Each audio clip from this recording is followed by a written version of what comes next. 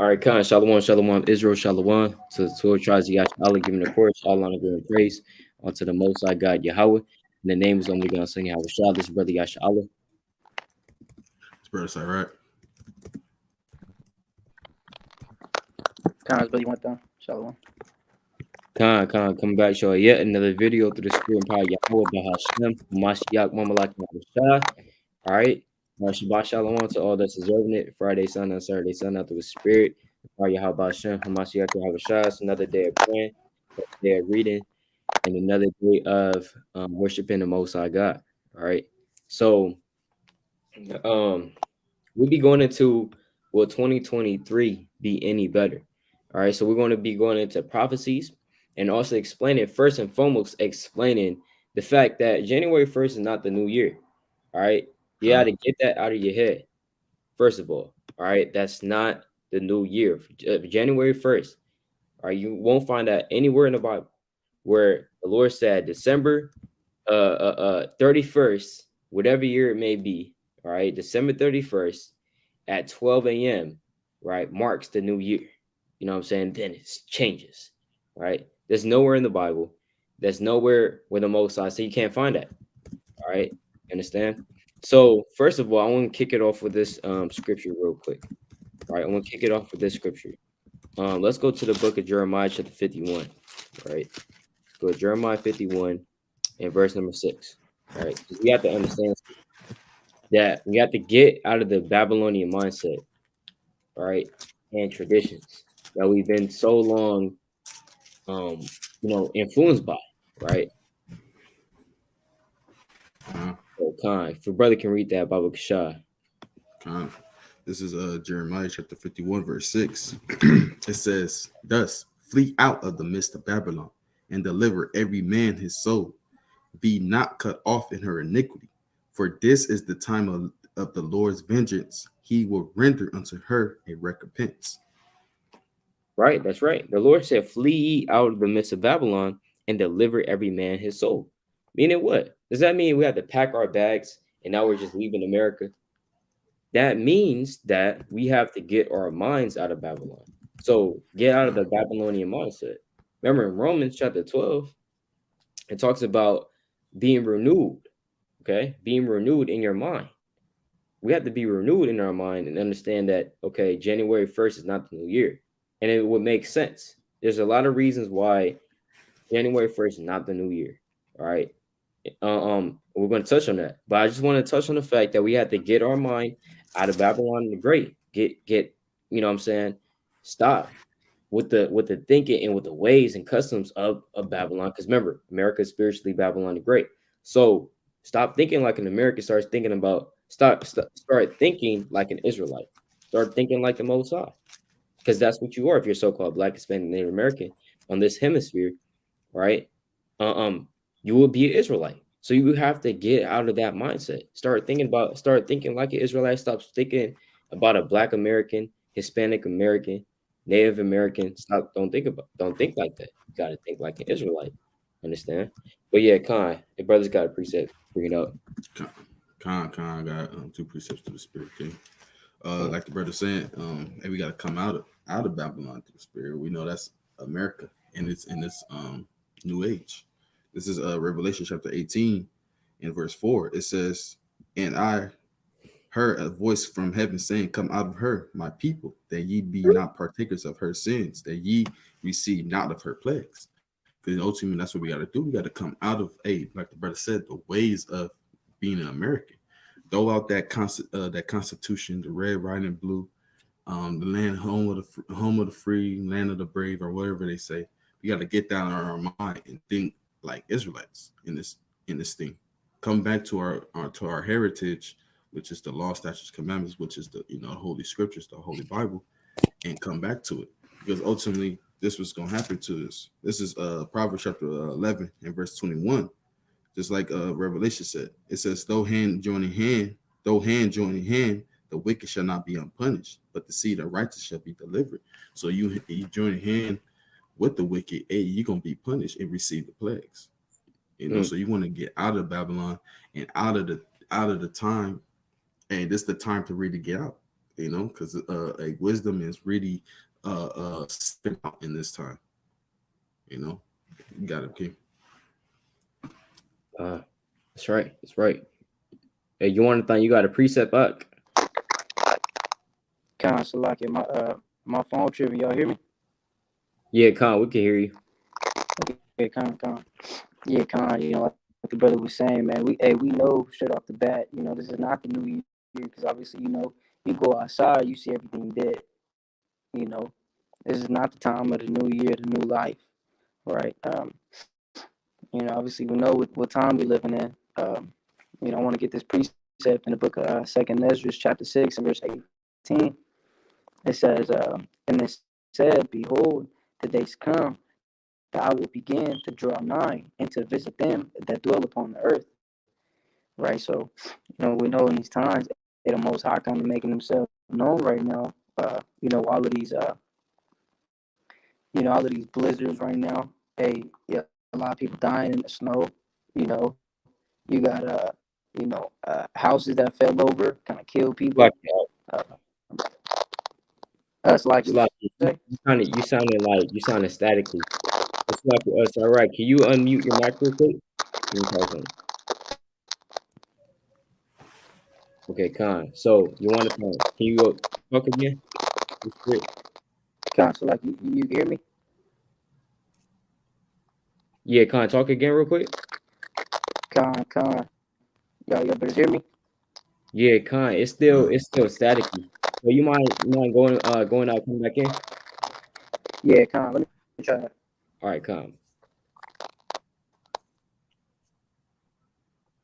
So Con, my brother was staticky. yeah, But yeah, Con. We're gonna wait for him to come back in through the spirit. But yeah, yeah. Let me get this preset, man. Luke, man.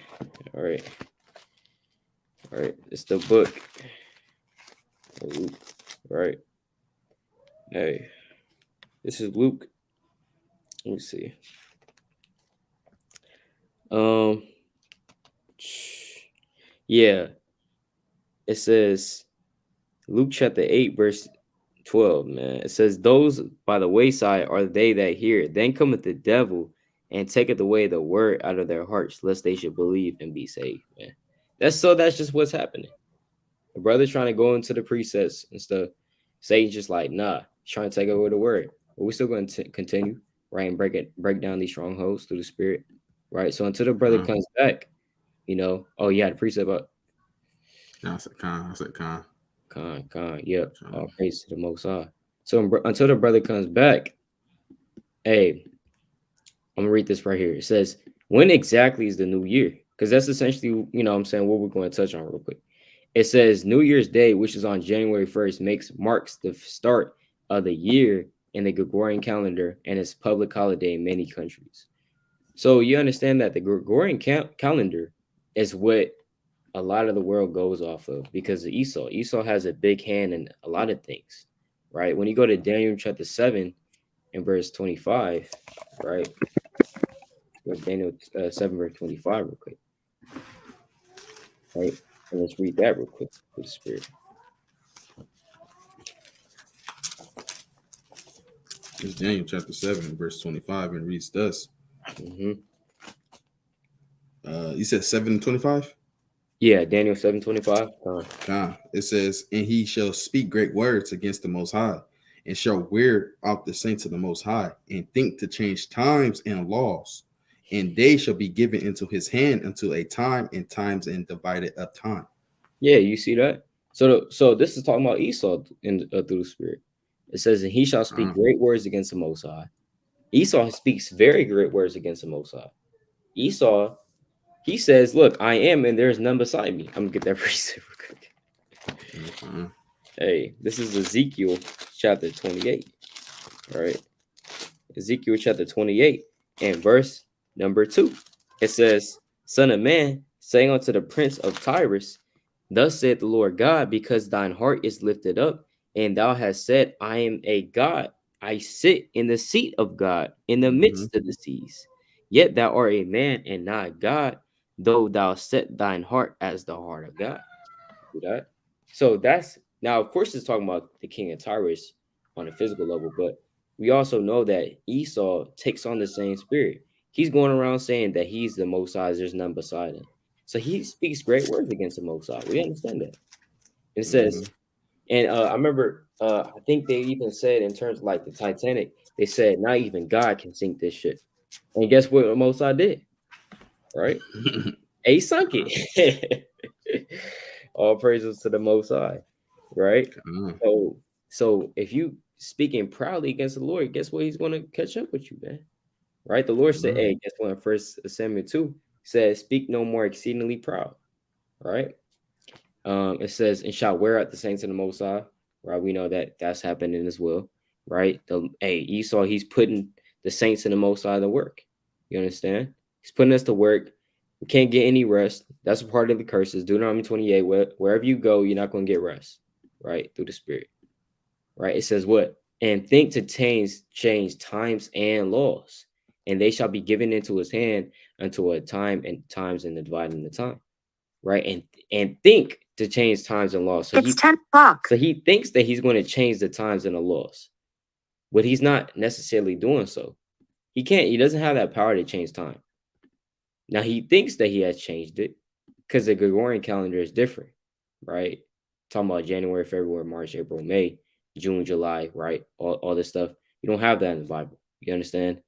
And the months don't start with January. It starts with the month of Bib, right? When you go into the Hebrew. I even have that pulled up too, right? But it's like, yeah, precept, King. I do got a precept. I got two precepts. They going leaning back up what the brother said in Isaiah 14. It goes 14 and 12. It says, how thou art fallen from heaven, heaven, O Lucifer, son of the morning, how thou art cut down to the ground, which didst weaken the nations. For thou hast said in thy heart, I will ascend into heaven, I will exalt my throne above the stars of Yahweh. I will sit also upon the mount congregation in the sides of the north. Hey, so literally, hey, he, like the brother said, he tried to put himself and set himself like he God. When we already know it's only one God, a one Most High God, and that could be able to dictate things, because ultimately we know the Most High already ordained everything from the beginning. Let's get that. So you can't just make up your own days, like the brother saying, like you think you change your times, but you're not. This is SIRACH chapter 33 in verse 7. It says, why doeth one day excel another, when as all the light of every day in the year is of the sun? By the knowledge of the Lord, there they were distinguished, and he altered seasons and feasts. So the Most High Yahweh, he alternated the feasts, he alternated the seasons and the times. He made everything to his likeness, right? Some of them he made high days and hollowed them, and some of them have he made ordinary days. So yes, there's high holy days, there's important days according to the Most High, and so-called January, December 31st to January 1st. That's not an important day to the Most High. It's a regular day. Like the brother said, the new year starts in the springtime. As they say, or the month of Abib. Because why? It says it in the scriptures. Sure. You got it, King. Yeah, Khan. That's exactly right. And let's get straight into that. Right. Let's get straight into that. Proving, right, that this is not the new year. You understand? And so they even put that in your face as well. They put that literally in your face, right? When you go to, because remember, September, October, English is not considered a Latin language. You have, I believe, 5 romantic languages, right? I'm going to make up English. Right, romantic language, right? So I believe you have 5. The major languages of the family include French, Italian, Portuguese, Spanish, and Romanian, all national languages. So those are the 5 major romantic languages, meaning pertaining to Rome, like the Roman Empire. And as you can see, all these languages were spoken in parts of the Roman Empire. So that's why they're called Romance languages. All right. So English is not considered Romance languages, though. Part of the Romance languages. English is considered Germanic language, but that doesn't necessarily mean that it doesn't have Latin roots in it. A lot of English has a lot of Latin words in it. So, for example, you go to the Gregorian calendar, which is the calendar that a lot of people use. A lot of people, right? They go off of this. Um, for example, September, October, November, December.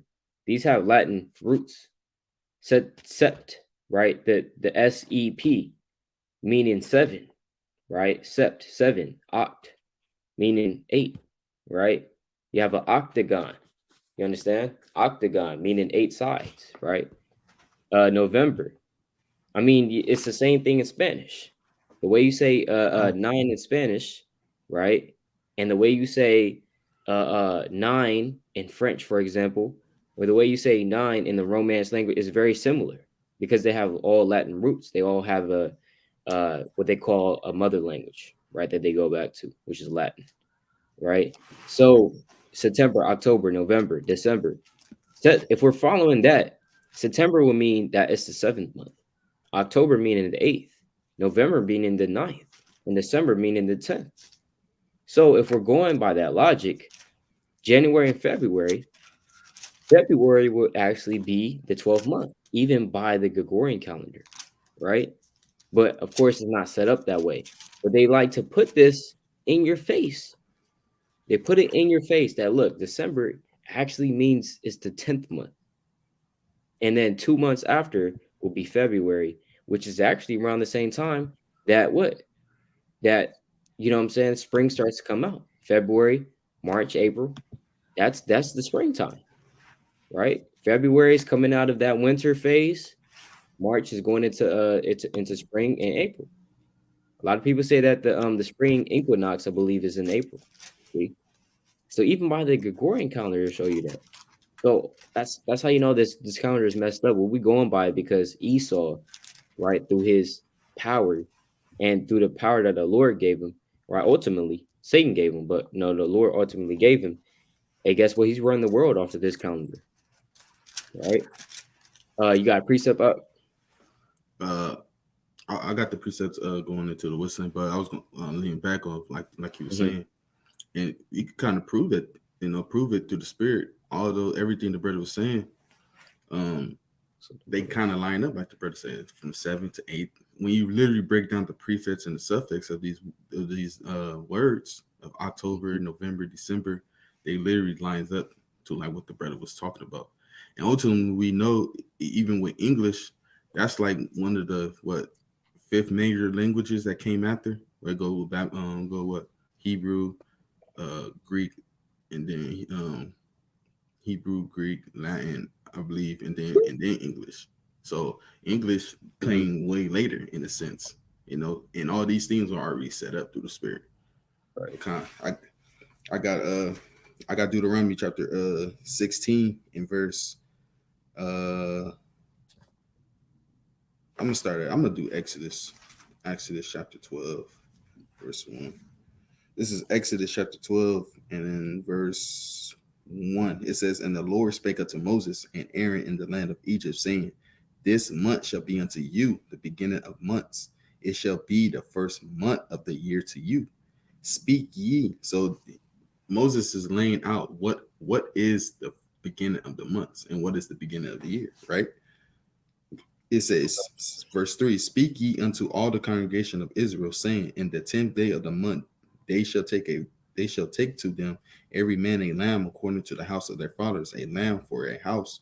And if the lamb household be too little for the lamb, let him and his neighbor next unto him hit unto his house take it according to the number of the souls. Every man according to his eating shall make your count of the lamb. So when you're reading this, you know this is going into what? The Passover. This is literally going into the Passover. When you keep reading down, hey, this feast day that was going into is the Passover. So when you go now, and I'm going to go to Deuteronomy chapter 16 and verse 1. It says, Deuteronomy 16 and 1, it says, observe the month of Abib. So observe the month of Abib and keep the Passover unto the Lord Yahweh, for in the month of Abib, the Lord thy God brought thee forth out of Egypt by night. Thou shalt therefore sacrifice the Passover unto the Lord thy God of the flock of the herd in the place which the Lord shall choose to place his name there. Thou shalt not thou shalt eat no leavened bread with it. 7 days shalt thou eat unleavened bread therewith, even the bread of affliction, for thou comest forth out of the land of Egypt in haste, that thou mayest remember the day when thou comest forth out of the land of Egypt, all the days of thy life. So it's literally linking up with the Passover, and it's very simple. Even when you go to the etymology, let's say that's the spirit. When you go to the etymology, even the Abib, it's literally going to ear of the grain, Right. Yeah. you know, and that's literally going to what when things are beginning first freshly crop, like line 2, it says line one, fresh young barley ears, grain ears, barley, month of ear forming are greening crop of growing green Abib, month of Exodus, Passover, March or April. So it's simple. It says it literally in the name. When you go through the precepts and write it divided, when you go to when you write it divided, you will get their understanding. What is the beginning of the month? What is the beginning of the year? That starts the year. And it's a bit according to the scriptures, not January 1st at 12 o'clock when we know already they got that wrong. It's sundown to sundown. Everything's sundown to sundown. They got that wrong. They just make things up, you know. But that's the so-called a white man Edomites for you. They think to change times and laws. You got it, King. Yeah, con, exactly. That's literally the point that we're trying to make, right? It says what from unused root, meaning to be tender, green, i.e., a young ear of grain. Hence the name of the month Abib or Nisan, Abib ear, green ears of corn. You see that? So literally, this shows you that the month of Abib, where people where scholars would say is between April and so like March and April, because that's when spring starts. When you go into the etymology of the word for spring in the English, of course, it means what? Season following winter, first of the 4 seasons of the year. Hold up. So wait a minute. They already knew that. They literally already knew that spring is the first of the 4 seasons. So if spring is the first of the 4 seasons, when is the new year? In the spring. If the month of Bib takes place in the spring, then when is the new year? It's the spring. Because let's keep reading, right? It says the season in which plants begin to rise. It makes more sense to where when you look up spring, right? It makes more sense that the new year starts with this. You understand? Everything is sprouting up. Everything is coming out of hibernation after the long winter or cold. We understand that everything begins, or it's like it. When you look at it, our lives end in the dark, right? You know what I'm saying? You die, right?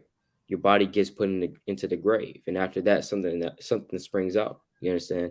It makes sense that the spring will be the beginning of the new year, right? It's the new year because everything is coming to life, right? Everything is coming to life. So it makes sense that it would start right here. And when you keep reading on in this etymology, it says act or time is springing or appearing. It says the first appearance, the beginning, the birth, rise, or origin. Not winter, not in the dead of winter, right? How is anything starting in the dead of winter? Everything's dead, right? How's that starting? You know what I'm saying? When you started in this truth, you weren't dead. You were coming back to life, right? You weren't dead. You were coming back to life. You weren't, you know what I'm saying? If that makes sense. The Lord said you got to be born again, right? On a spiritual level, right? You're coming back up again. And the Lord, he's likened on to what? Even this says spring of the sunrise, spring of moonrise, right? Okay, yeah. Well, it says the notion is of the spring of the year when plants begin to rise and trees to bud, as in the spring of the leaf, right? So they even understand that before. So this concept of the new year beginning in the dead of winter, it goes back to idolatry. That's they want you to stay in sin. What you think Esau, right? He's doing that for your benefit. He's telling you that the new year starts in January 1st for your own benefit. Guess what? The even the ancient nations, nobody said that. Nope, literally nobody said that the new year started in the dead of winter in January 1st. When you look at the archaic or the ancient nations, and this says mid-April, spring in the northern hemisphere. The new year of many South and Southeast Asians calendars falls between April 13th and through 15th, marking the beginning of spring.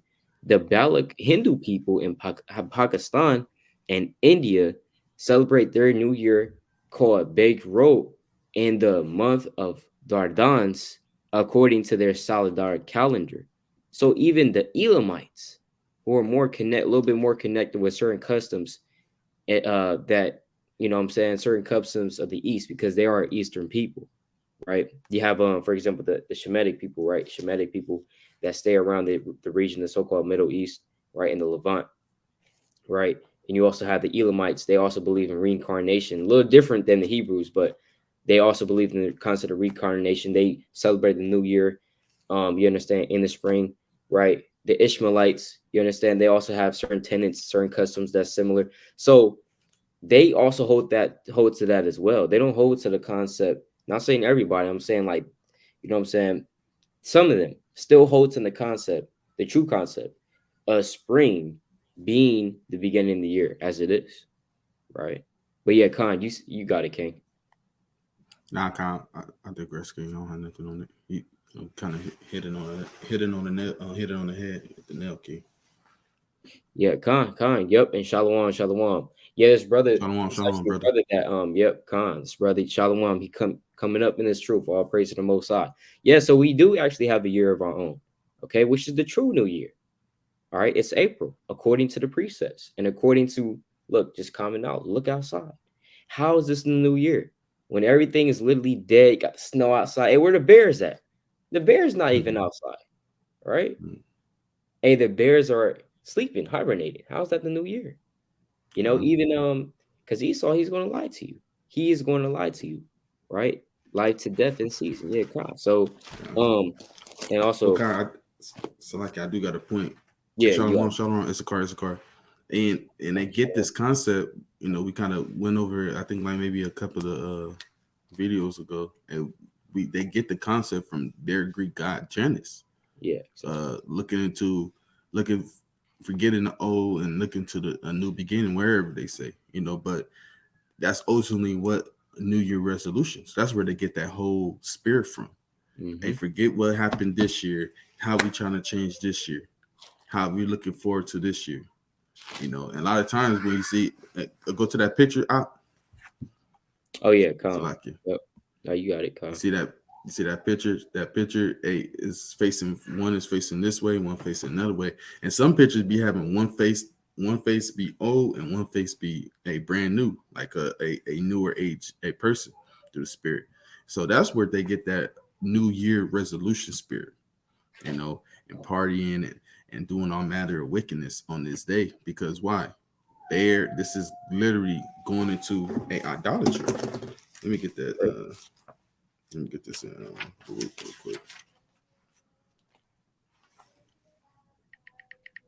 Let me get this in Baruch. Baruch chapter 6 and 8. Let me just get to the point. It says, "As for their tongue, it is polished by the workmen, and they themselves are girded and laid over with silver. Yet are they but false and cannot speak, and taking gold as it were for a virgin that loveth to go gay, that they make crowns for their heads of their gods." So they literally make crowns for the heads of their gods and literally set them up as to be idol in worship.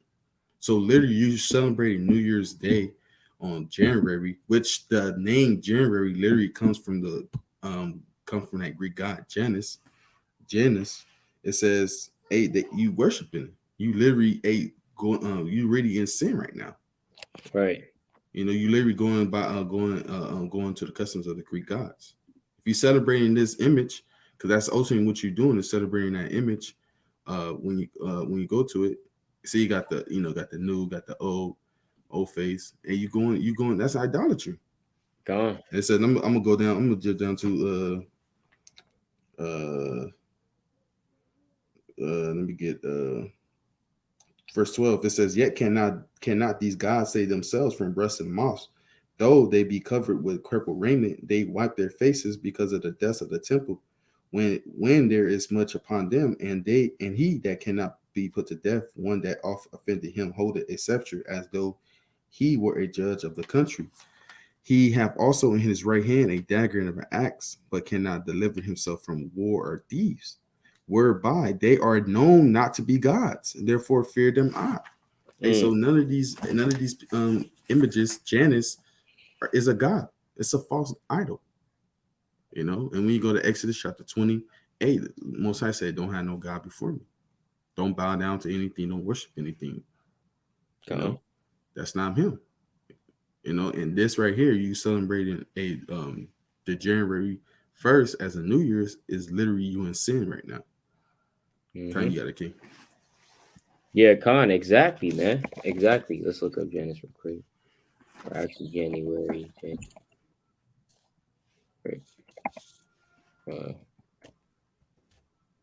That's exactly right.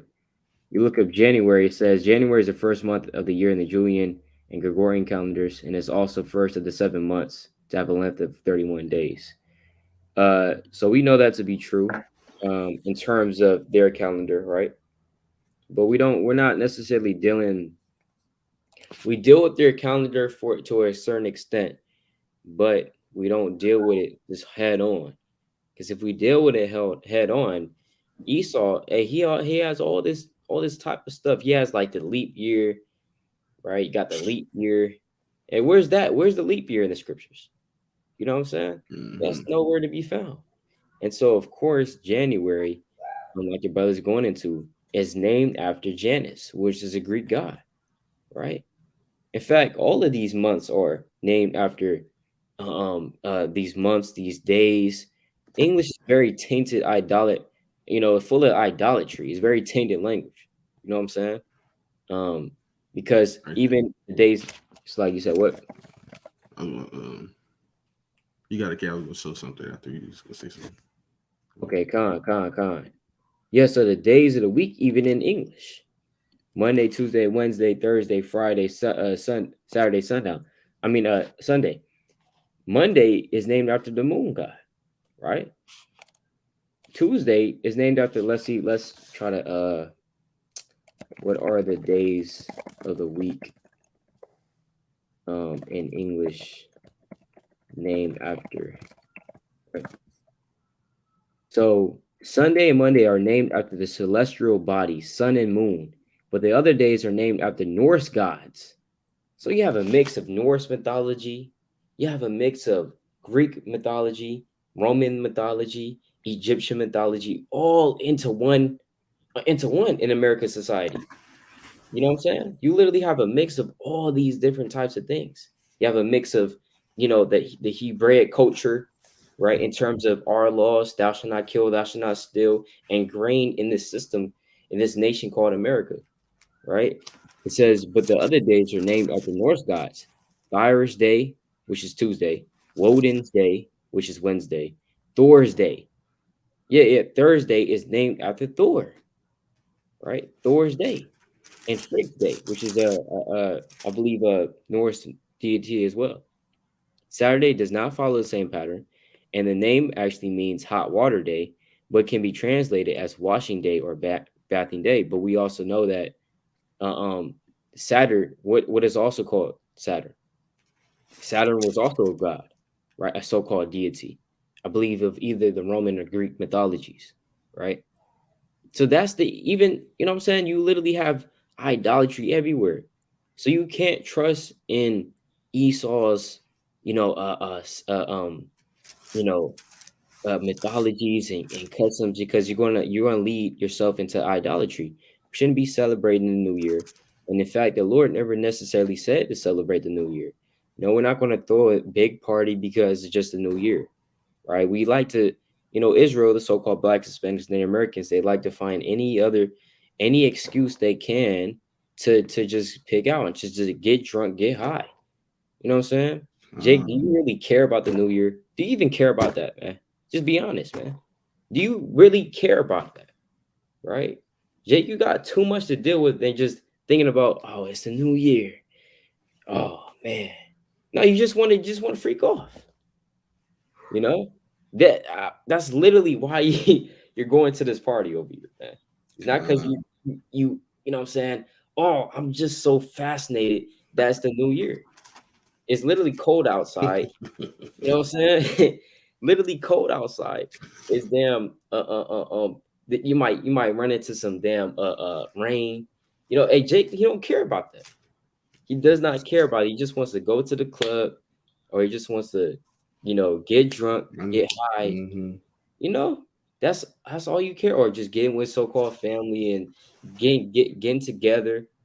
That's what you want. You don't want you're not going there because you're trying to celebrate the new year. Stop lying to yourself. So that's why Esau, and this is a hedonistic society, hedonism, which is going into like just pleasure, like the flesh, you know what I'm saying? Pleasing the flesh. It's just about pleasing the flesh, right? Where the Lord, he's about, hey, guess what? Pleasing, you know what I'm saying? The spirit, the most high. The spirit of the most high. That's what we about, trying to please the spirit of the most high. All right, but yeah, Con, you got it, King. If you had a preset, I got a preset up to you. I got two precepts, King. This is Psalms 106 and 39. It says, "Thus." I'm gonna start at 38. 38. 37. It says, "Yeah, they sacrificed their sons and their daughters unto devils, and shed innocent blood, even the blood of their sons of their daughters, whom they sacrificed unto the idols of Canaan. And the land was polluted with blood." Because ultimately, like we all know, these ancient traditions, these relics, these so-called gods, they all been passed down from one wicked nation to another wicked nation to another heathen nation. That's all it ever has always been. Christmas been passed down. Each nation adopted it for their own good, or they own a invention and created something for themselves. It says, verse 39 is the point. Thus were they defiled with their own works and went a whoring with their own inventions. Because that's ultimately what's going on. We taking our customs on ancient Babylon and all these different nations, and we going what it says. It says, and went whoring with their own inventions. So we going whoring with this. All right, saddle up 2023. Saddle up. It's a New Year's party. Getting all Right. dressed up. You finna go take trips. People taking trips. Like the brother saying, going to the club, man, putting their Mhm. best fit on. And it's the only time any Jake wearing a suit tie. They really getting in this thing. They got the Babylon fresh outfit to the T. They got the suit with the what's the tie, the bow tie hanging off. They got the black suit with the. That's how they come. I already know. They come with the loafers, the nice shiny shoes, and they walking around with the cigar in their hand Right. because Right. they feeling real Babylonian right now. That's how they gonna be. You know. Madness. I got one more precept, King. This is Revelations 13 and 4. It says, "And they worship the dragon, which gave power unto the beast, and they worship the beast, saying, Who is like unto the beast? Who is able to make war with him?" And ultimately, that's everybody's worshiping the beast. Everybody worshiping a Babylon taking on the customs. Even these other nations coming over here, they adopting everything. Now they're gonna be celebrating a New Year's today. They're gonna celebrate a Babylon. They're gonna celebrate, I should say, America New Year's, and then they're gonna celebrate their own tradition of New Year's. like the brother was going to the eastern Shemites nations, like he said, the Elamites and the so-called Indians or whatever. Hey, they gonna celebrate both. You know, that's how they getting down because they drinking that cup of Babylon. Everybody want to be like Babylon or America. They gonna celebrate America's. Hey, they gonna do that, and then as far as the Israelites, the so-called Black Hispanics in there in America, we gonna just do whatever we want to do. You gonna if we could get in with the Elamites, they New Year's, we probably gonna do theirs. That's how wicked. That's how wicked we are, man. We don't care. We just like the brother said. We just want to party, look good, and want to freak off. Because I know Jake and Eve. I know brothers, man. I know what type of timing they be on in New Year's, man. I'm gonna just leave it there, man. You got it, King. Yeah, Khan, I want to get this preset real quick, man. Let me get this preset real quick on the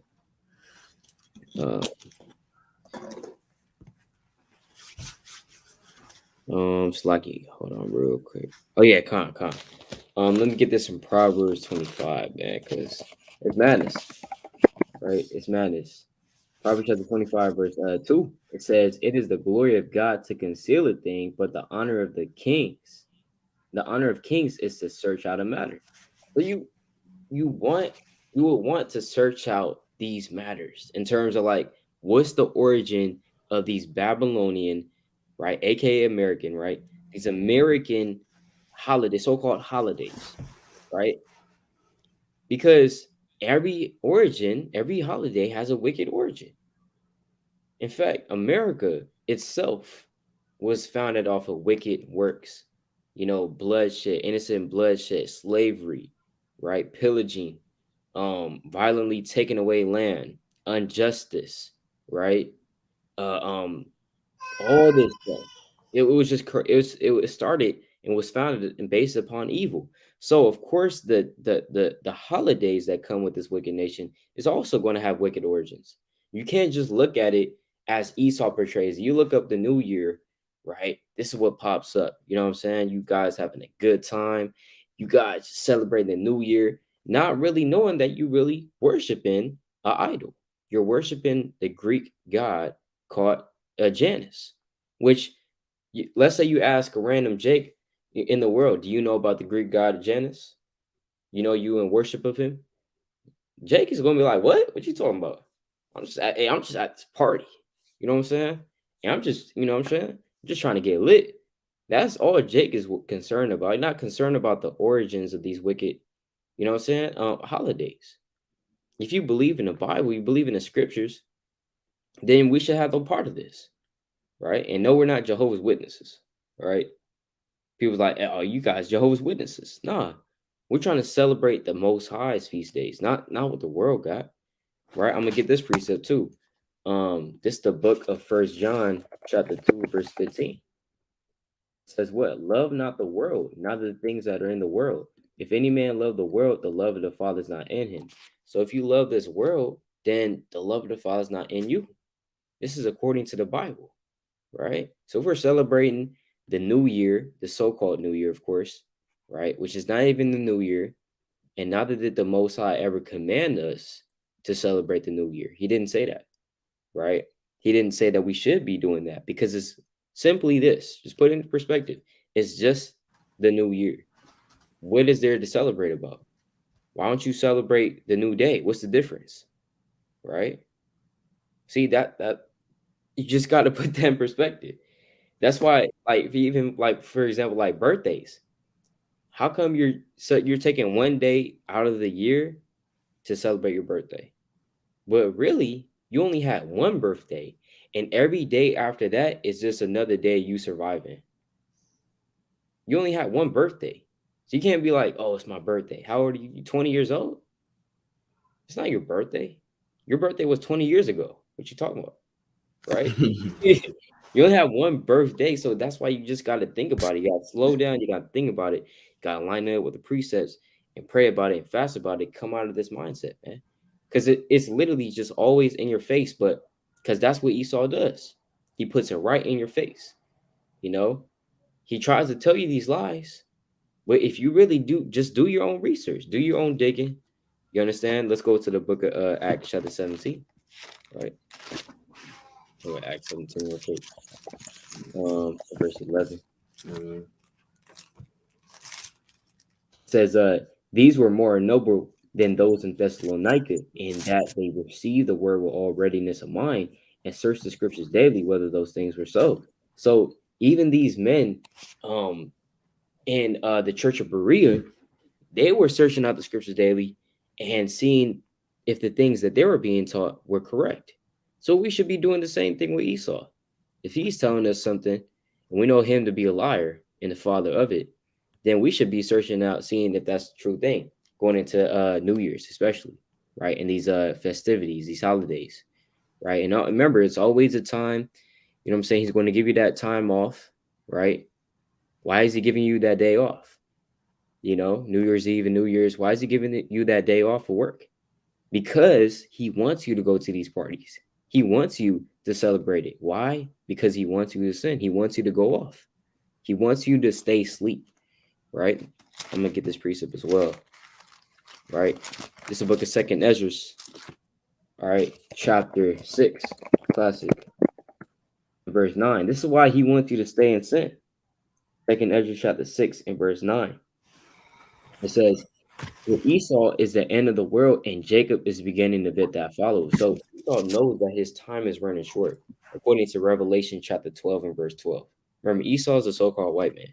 So according to this precept and also other precepts as well, he knows that his time is running short. So if he allows you to stay in sin, guess what? His kingdom is still going to prosper. Your kingdom's not going to come yet.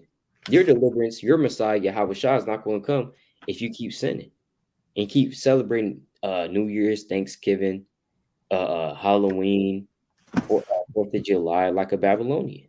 The Most High is not coming to deliver Americans. All right. If you have ears to hear, he's not coming to deliver Americans, he's coming to deliver Israelites. Right. If you got ears to hear, right? If you got ears to hear, he's coming to celebrate Israelites, those that's actually coming back to the Most High. I'm gonna get this precept too, real quick, Salaki, and then you got it, King. You got Right. it. This is Jeremiah, Jeremiah chapter 10 and verse 1 through the Spirit. Hey, classics. Sometimes you gotta bring out the classics, man. You know, it says, hear ye the word which the Lord speaketh unto you, O house of Israel. So he's speaking this unto us. It says, what? Thus saith the Lord, learn not the way of the heathen. So the way of the heathen is what? Celebrating New Year's. Because I mean, even Moab, he does that. Let's get this. Chinese New Year. Yeah, kind of. With the dragon. What precept is that? With the lanterns, you know. I don't know. I can't find that precept. But Moab, he's let him do what he does because he's not an Israelite, right? He's not Israelite. He's not expected. See that he got the fringes, right? Literally have fringes on it. Man. But, hey, that's crazy. He got the hats. He got hats like Issachar, man. But nevertheless, yeah, let him do what he does. We're not trying to go to China, convert the Chinese. Hey, y'all not supposed to be celebrating that. You know, just let him do what he does. I mean, guess what? He's going to celebrate when he wants to celebrate. Because China, the Lord said Moab is a proud man. He's very proud. You know, it'll tell you that in Isaiah. So, even Moab, it's so-called Chinese, they're going to celebrate the Chinese New Year. You got the year of the rat, the year of the mouse, the year of the dragon, the year of the rabbit, I think. So you have the year of the sheep as well. So that's not in the scriptures either. It's not in the scriptures. You have the year of the lion. Nah, that's not in the Bible. But they also partake in that idolatry practices as well. Jake, you want to get into all of this. You want to celebrate the New Year, Babylonian New Year. Then you want to celebrate the Chinese New Year, like your brother said.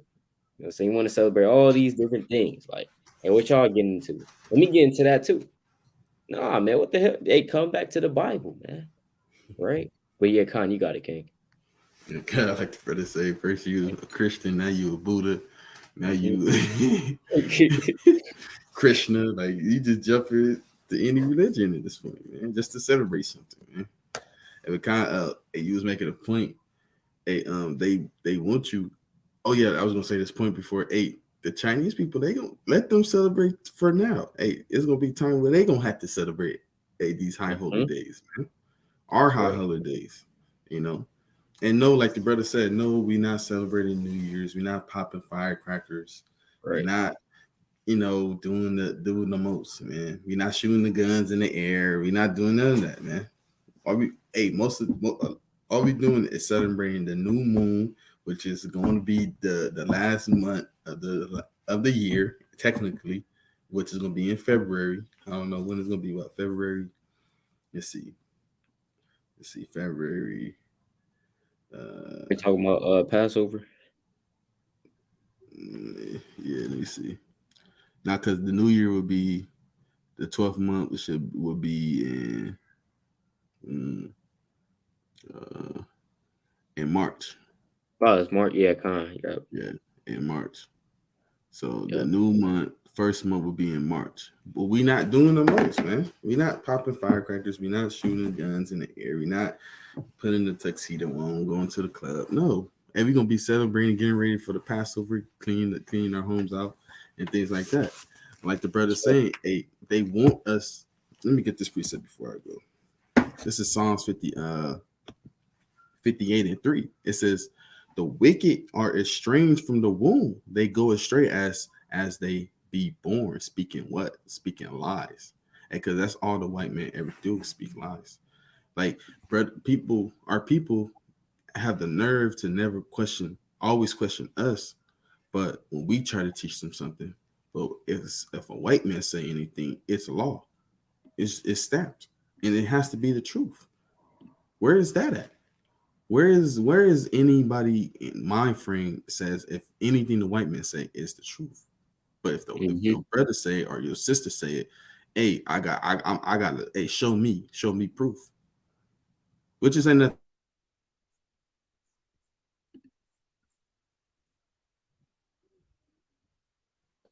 that. But when they known for a false accusing, they know for it. They the biggest uh, uh, uh, conspiracy threats. They the biggest bomb threaters. They the biggest school shooters.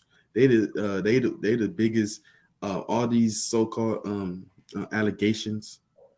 You Mm-hmm. know, presidential offices. You know, they big on they the cold leaders, blue collar, what they call it, blue collar crimes. Mm-hmm. With the stocks and bonds, they be fraud. They do that.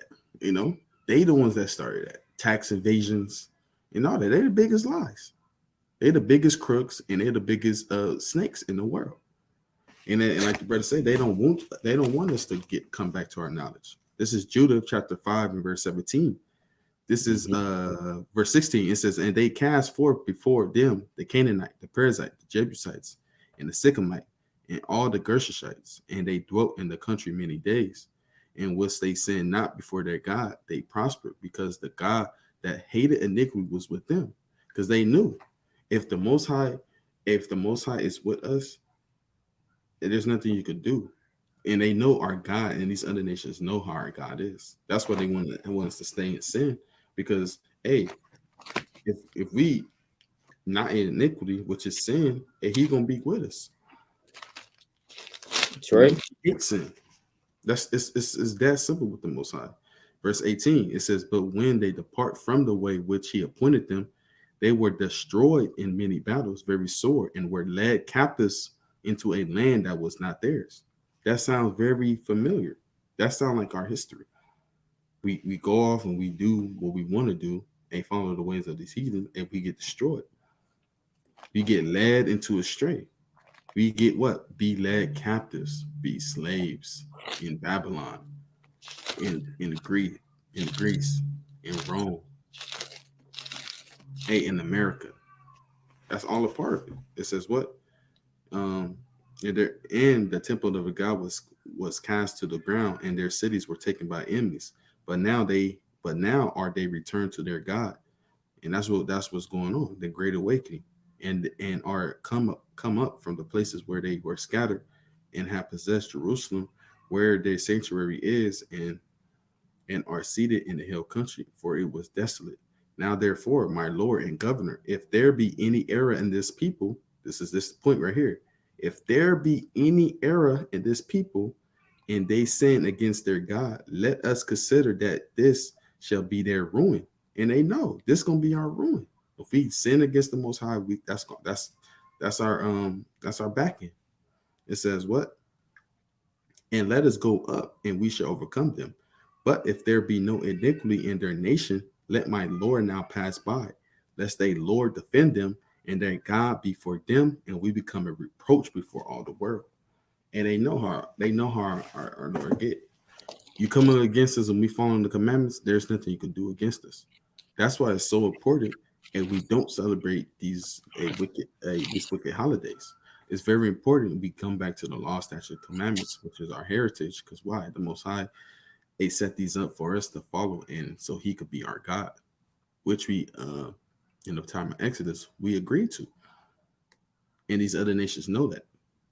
Like the brother pulled it in Second Andrew chapter 6, they know their nation is ending. Because why? It's a great awakening of our people waking up, coming back to the laws. Kanye got a king. That's right. That's right. That's right. All praise to the Most High. And this brother making good points as well through the Spirit.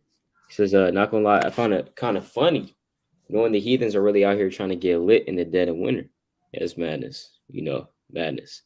It's just our people I'm worried about. They don't know any better. Exactly. That's why we're trying to do these videos and trying to teach our people that the way that they're going is not right. The Lord says, stand ye in the ways and see, and ask for the old paths. Where is the good way? And walk therein, and you shall find rest for your souls. It kind of got a point with the brother was saying, hey, Oh, because a lot of times, hey, people been like for the past couple of years, it been, well, I'm probably it's like forever. It been hella traumatic things be happening on these so-called holidays. Hey, massive killings, all type of things, man. So our people better gird up, man. A lot of massive killings be going on these days. right. Yeah, come exactly. Massive killings. You know what I'm saying?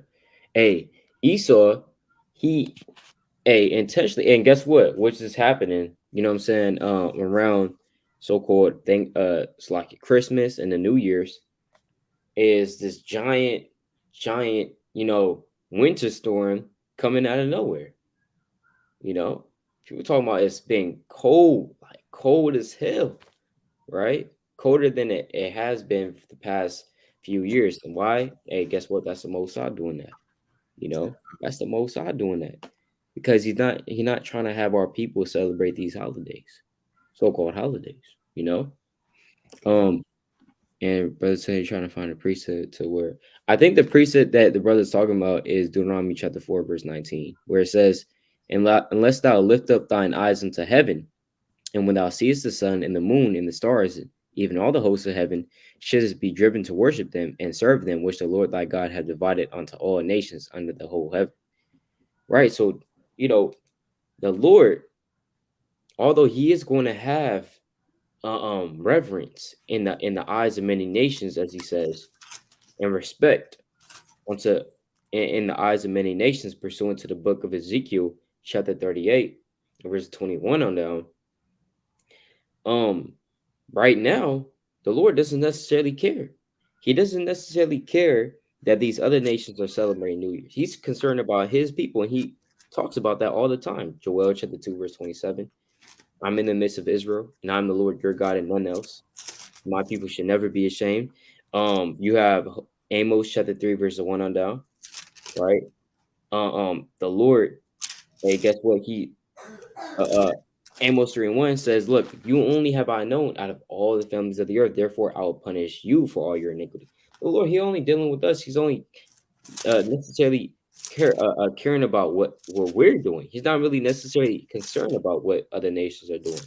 Now, when it concerns his people, now he cares. And that's how you know the Most High is a very jealous God when you go to the book of Zechariah. That's how he operates. He doesn't care about what the heathen is doing. He's looking at his people. Now he brings in the heathen, right, and mixes it. You know what I'm saying? And when he brings in the heathen to mess with our people, guess what? He does that to punish us for one, and to make us go off for two, right? But the thing is, when he does that, he breaks these nations right after. It's like the Lord, he uses the wicked as his punishing stick, as the Lord talks about in Isaiah chapter 10, and as well as in the book of Psalms, right? It's like, hold on, I'm quoting like hella preachers. Hold on. This is the book of Zechariah, chapter 8, verse 1. I'm going to start with this one. It said, again, the word of the Lord of hosts came to me, saying, thus the Lord of hosts, thus saith the Lord of hosts, I was zealous. It's like I was jealous for Zion with a great jealousy, and I was jealous with her. It's like for her with great fury. So the Lord talks about his jealousy that he has for Israel. And when you really go into this word for jealous, it means zealous, because those are the same things. When you're jealous over somebody or over something, you're very zealous for it. Like, for example, a man could be jealous over his woman. He's very zealous for his woman. Somebody, even the thought of his woman, you know what I'm saying, or a man talking to her in a certain promiscuous way or whatever, hey, even that thought irks him. You know what I'm saying? Because he's very jealous over his woman. He's very zealous for her, right? Um, it's in that same way, the Most High, that's how he feels about us, right? Going to this word for jealous, it means to envy, to be jealous, to be envious, to be zealous. You see that? Zealous. He's zealous over us, right? So when he take that, that means that look, he really cares about us. And he never said that for any other nation, that I'm jealous over the Moabites with great jealous. He doesn't care about them, you know. He doesn't care about them. Did not he liken them unto spittle, right? And I'm gonna get this precept as well. Book of Psalms chapter 19. Right. Let me see. It's like Psalm 17. This is the book of Psalms chapter 17 and verse number 13. It says, arise, O Lord, disappoint him, cast him down, deliver my soul from the wicked, which is thy sword. So the Lord literally said that the wicked is the sword of the Lord. He uses that to punish us. But in Isaiah chapter 10, he talked about breaking that sword after he's done. This is Isaiah chapter 10 and verse number 4. Without me, they shall bow down under the prisoners, and they shall fall under the slain. For all this, his anger is not turned away, but his hand is stretched out still. O Assyrian, the rod of mine anger, and the staff in their hand is mine indignation. I will send him against an hypocritical nation, and against the people of my wrath will I give him a charge, to take the spoil, and to take the prey, and to tread them down like the mire of the streets. Meaning that what? This hypocritical nation is not talking about America per se. It's talking about us. You know, he's saying he's gonna have the Assyrians to go against the Israelites. He's going to use the Assyrians like a rod, like a belt, and whoop, you know what I'm saying, our butt with the Assyrians. But after, when he's done, in verse 12 it says, wherefore it shall come to pass that when the Lord hath performed his whole work upon Mount Zion and on Jerusalem, I will punish the fruit of the stout heart of the king of Assyria and the glory of his high looks. That's what the Lord does. He uses these nations against us, but after he's done, he breaks them and destroys them, right? But yeah, Khan, you got it, King. You got a precept, some spirit. Con. I was gonna bring a precept up. You was making valid some. You was making hella points to Yeah. Hey, kind of like the brother was saying. Hey, the Most High never said anything about these other nations being anything close to being any type of what let's just say compassionate word about them. It's always towards who? The nation of Israel. Like he said in Zechariah chapter 2 and verse 8, he says, for thus saith the Lord of hosts, after the glory hath he sent me unto the nations which spoiled you, For he that toucheth you toucheth the apple of his eye. And he literally called us to the apple of his eye, just like how you call and your children if you got children, or your wife if you have a wife. And we literally, hey, that's the apple of my eye. So we know that how the Most High feels about us. Like the brother, he put second Ezra chapter 6. What he pulled? What'd you say? He paraphrased it, but the classic. Let me get it real quick. Second Ezra chapter 6, and the point was 58. He says, "But we, thy people, whom thou hast called thy firstborn, thy only begotten, and thy fervent lover." And we the Most High fervent lover, meaning, hey, he on fire for us, and he loved us more than anything in any other nation that ever came on the scene, you know. And like you better say, yeah, he uses these other nations to beat us back in subjection, and that's just how the Most High works. You know, he ain't gonna come off his throne and beat us down. No, you know, he gonna use these other nations to get us in order. That's You know, right. because ultimately what we know our people, man. Let me get this. This is John. Let me get this St. John. Let me get this precept. Hey, our people scattered away, man. We would never buck up against them, man. This is St. John. St. John chapter 11 and verse 47. It says, "Then gathered the chief priests and the Pharisees a council and say, What do we? For this man doeth many miracles. If we let us alone, all men will believe on him. And the Romans shall come and take away both our place and nation. And one of them calls us Sacrifice, being a high priest that same year, said unto them, Ye know nothing at all, nor consider that it is expedient for us that one man should die for the people, and that the whole nation perish not. And this spake he, not of himself, but being a high priest that year, he prophesied that Yahushua shall die of that nation, and not for the nation only, but that also he shall gather together in one children of Yahweh that were scattered abroad. Then from that day, Slack it, King. You got it, King. You got it. Yep.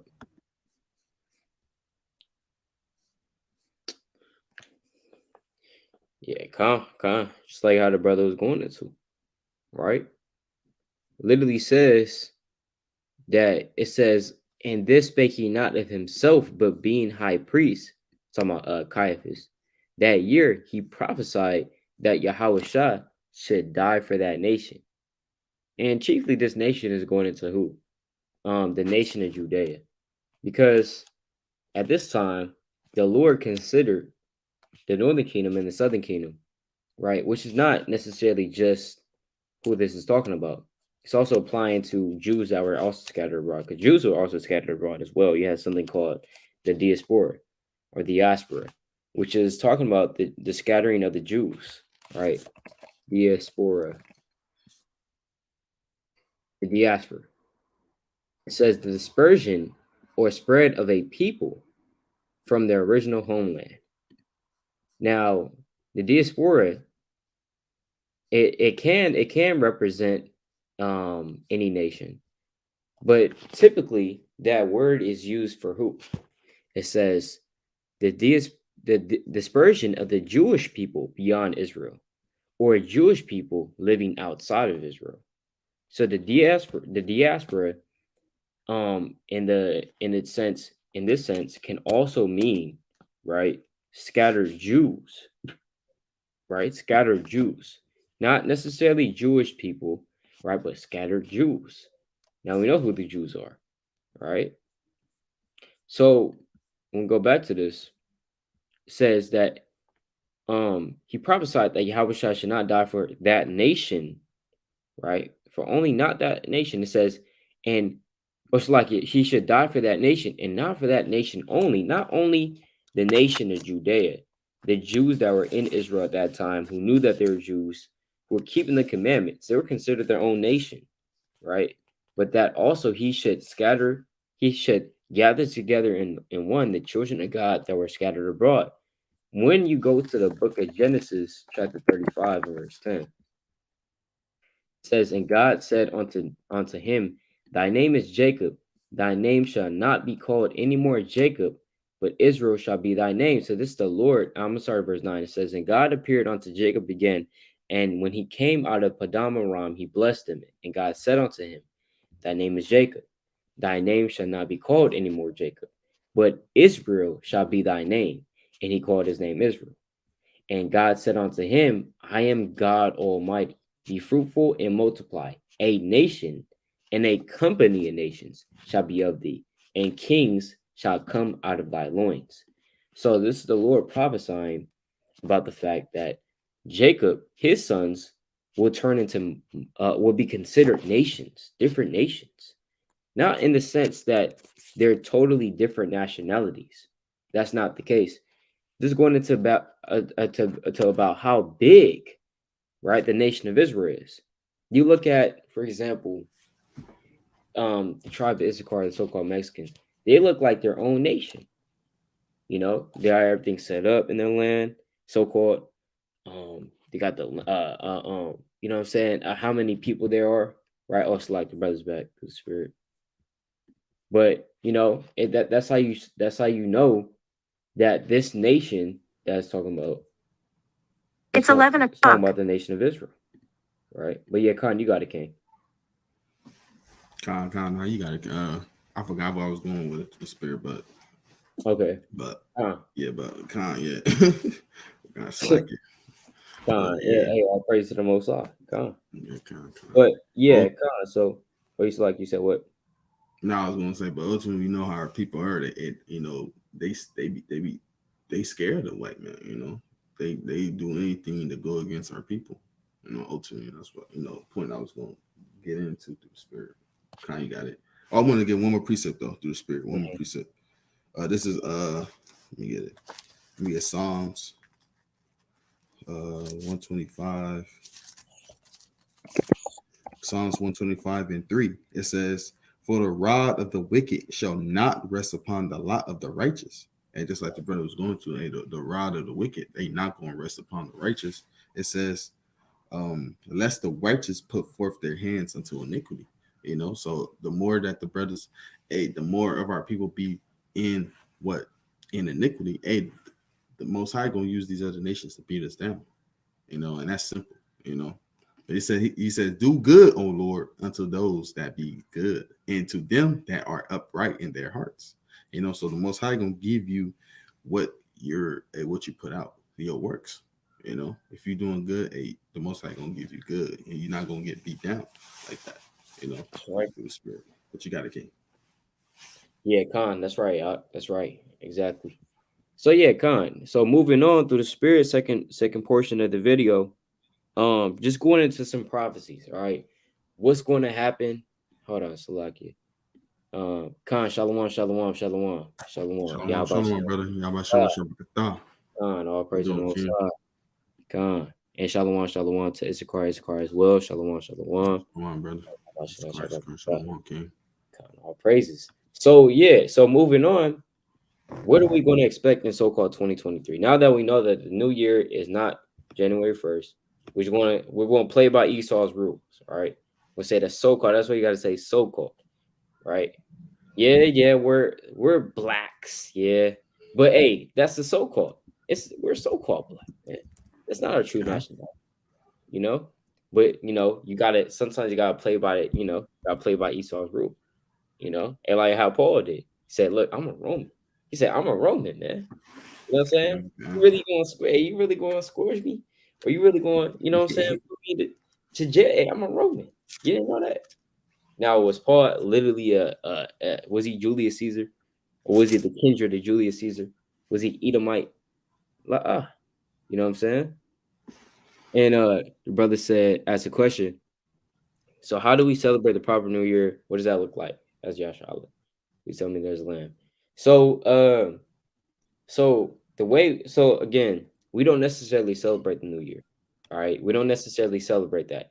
What we do celebrate within the New Year is the Passover. All right, and we got videos on that as well.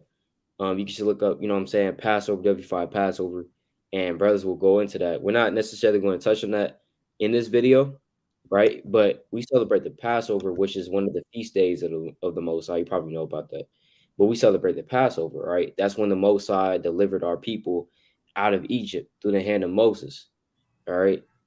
So that's what we do. So we don't necessarily celebrate the new year, because again, there's no really necessarily any preset that says that. But of course, you can throw up praise to the Most High, the water for another year. You know what I'm saying? But like we always say, we always give thanks to the Most High. Every day we give thanks to the Most High, because every second should counts. Every second counts that the Most High has given us, right? And because His mercy is great, So we don't celebrate, So that's just in a nutshell. But nevertheless, we're going to go over the fact that a lot of prophecy has happened in so-called 2022. Right, looking back on it, a lot of prophecy has happened in 2022, so-called. You literally had the whole controversy with Kyrie, Kanye. That's prophecy. In terms of Israel waking up, the Most High using certain, what I'm saying, people that are esteemed in this world to shine the light on the truth, and to give light out. The Lord talks about that. Now, what's going to also happen, and what has been happening as well, Esau cracking down on the channels, is the famine of the word. So famine of the word is going to come. Right now, you can get the truth at the, what I'm saying, at your fingertips. You can click on a video. There's thousands and thousands and thousands of videos of the truth that is put up on YouTube, what I'm saying, and all these social media sites, Instagram, Twitter, Facebook. You have the truth everywhere. Brothers going into the real true understanding of the Bible. You had thousands of channels, like I said, thousands of videos, thousands of posts everywhere. And now the truth is coming out. Even through the help, so-called, of social media influencers, right? Or influencers. And they kind of pushing the word, reposting, right? And posting documentaries, what I'm saying, on the Twitter. So this truth is coming out. But the thing is, as it's coming out, it's going to stop, right? It's going to come to the point where it's going to stop coming out, right? I'm gonna get that person real quick through the spirit, all right? This is Second Ezra's chapter, right? I'm gonna get this one to 6. Second Ezra chapter 6 and verse number 23. And the trumpet shall give a sound when every man heareth, they shall be suddenly afraid. At that time shall friends fight one against another like enemies, and the earth shall stand in fear with those that dwell therein. The springs of the fountains shall stand still, and in 3 hours they shall not run. You see that? So what is that going into? Let me share it on the screen because it's a little hard to understand. Right. Second Ezra chapter 6 and verse 23. It says, yes, Second Ezra 6 and verse 24. So actually, I'm sorry, verse 22. It says, and suddenly shall the sown places appear unsown, the full storehouses shall suddenly be found empty. And that's going into a physical level as well. You're going to see these full storehouses. You're going to look in the stores, Walmart, Save Mart, Food for Less, Food Max, even the high-end stores like Sprouts or like Whole Foods or whatever. So you're going to go into these full storehouses and you're going to see everything there. You can still buy it, still at a reasonable price, whatever. Inflation may be going up, but it's still there though. Inflation, one thing, not having any food at all is another thing, right? Jake, you complaining about, oh shoot, the price went up $2, or this price went up $3 or $1. You're complaining about that, but the thing is, a lot of our people, they don't know what's coming. It's going to come to a time to where you're going to go into that store. There's not going to be anything there, right? It's not going to be anything there. So the Lord said that suddenly the sown places shall appear unsown. You see everything being built up right now. Everything's going smoothly, whatever. All of a sudden, that's going to appear unsown. It's going to change within a moment's instance. It says what? And the trumpet shall give a sound, which when every man heareth, they shall be suddenly afraid. At that time shall friends fight one against another like enemies.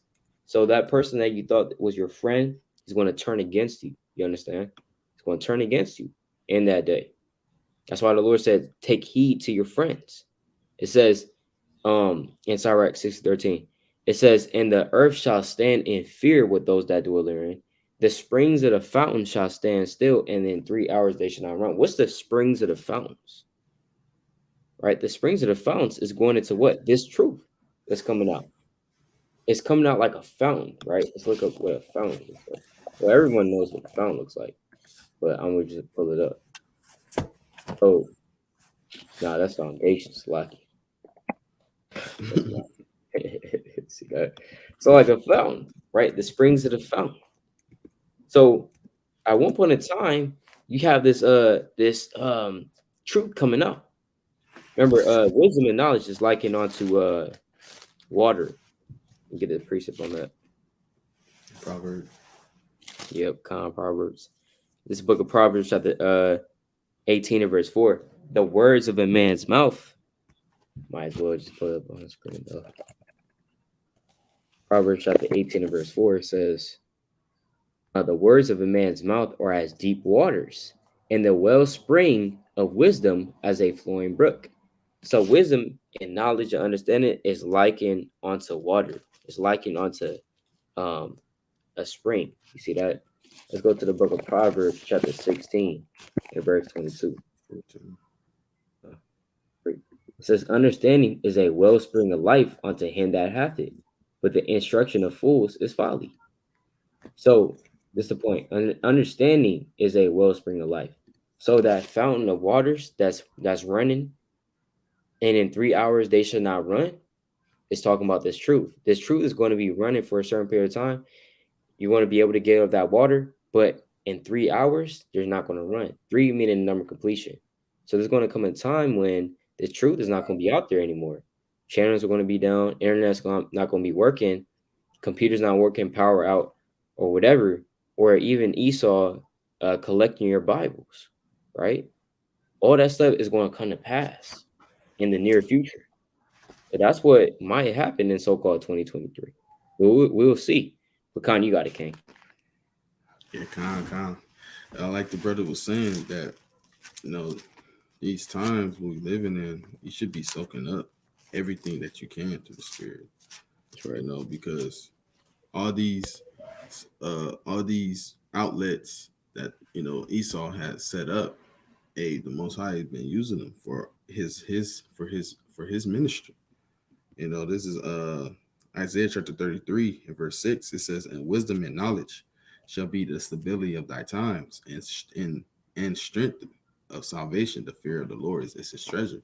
And so right now we literally living in a time of massive information, massive wisdom, knowledge, understanding, seeping into the internet, seeping into all these different outlets, social medias. Like the brother said, he's got people in the world speaking.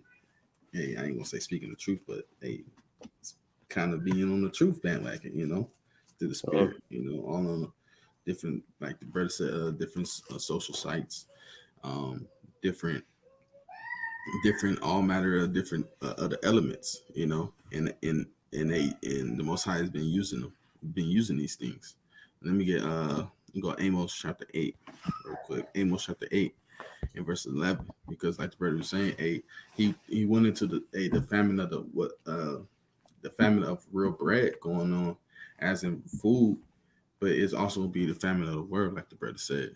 This is Amos chapter 8 and verse 11. It says, behold, the day shall come, saith the Lord God, that I will send a famine in the land, not a famine of bread, nor a thirst of water, but of hearing the words of the Lord.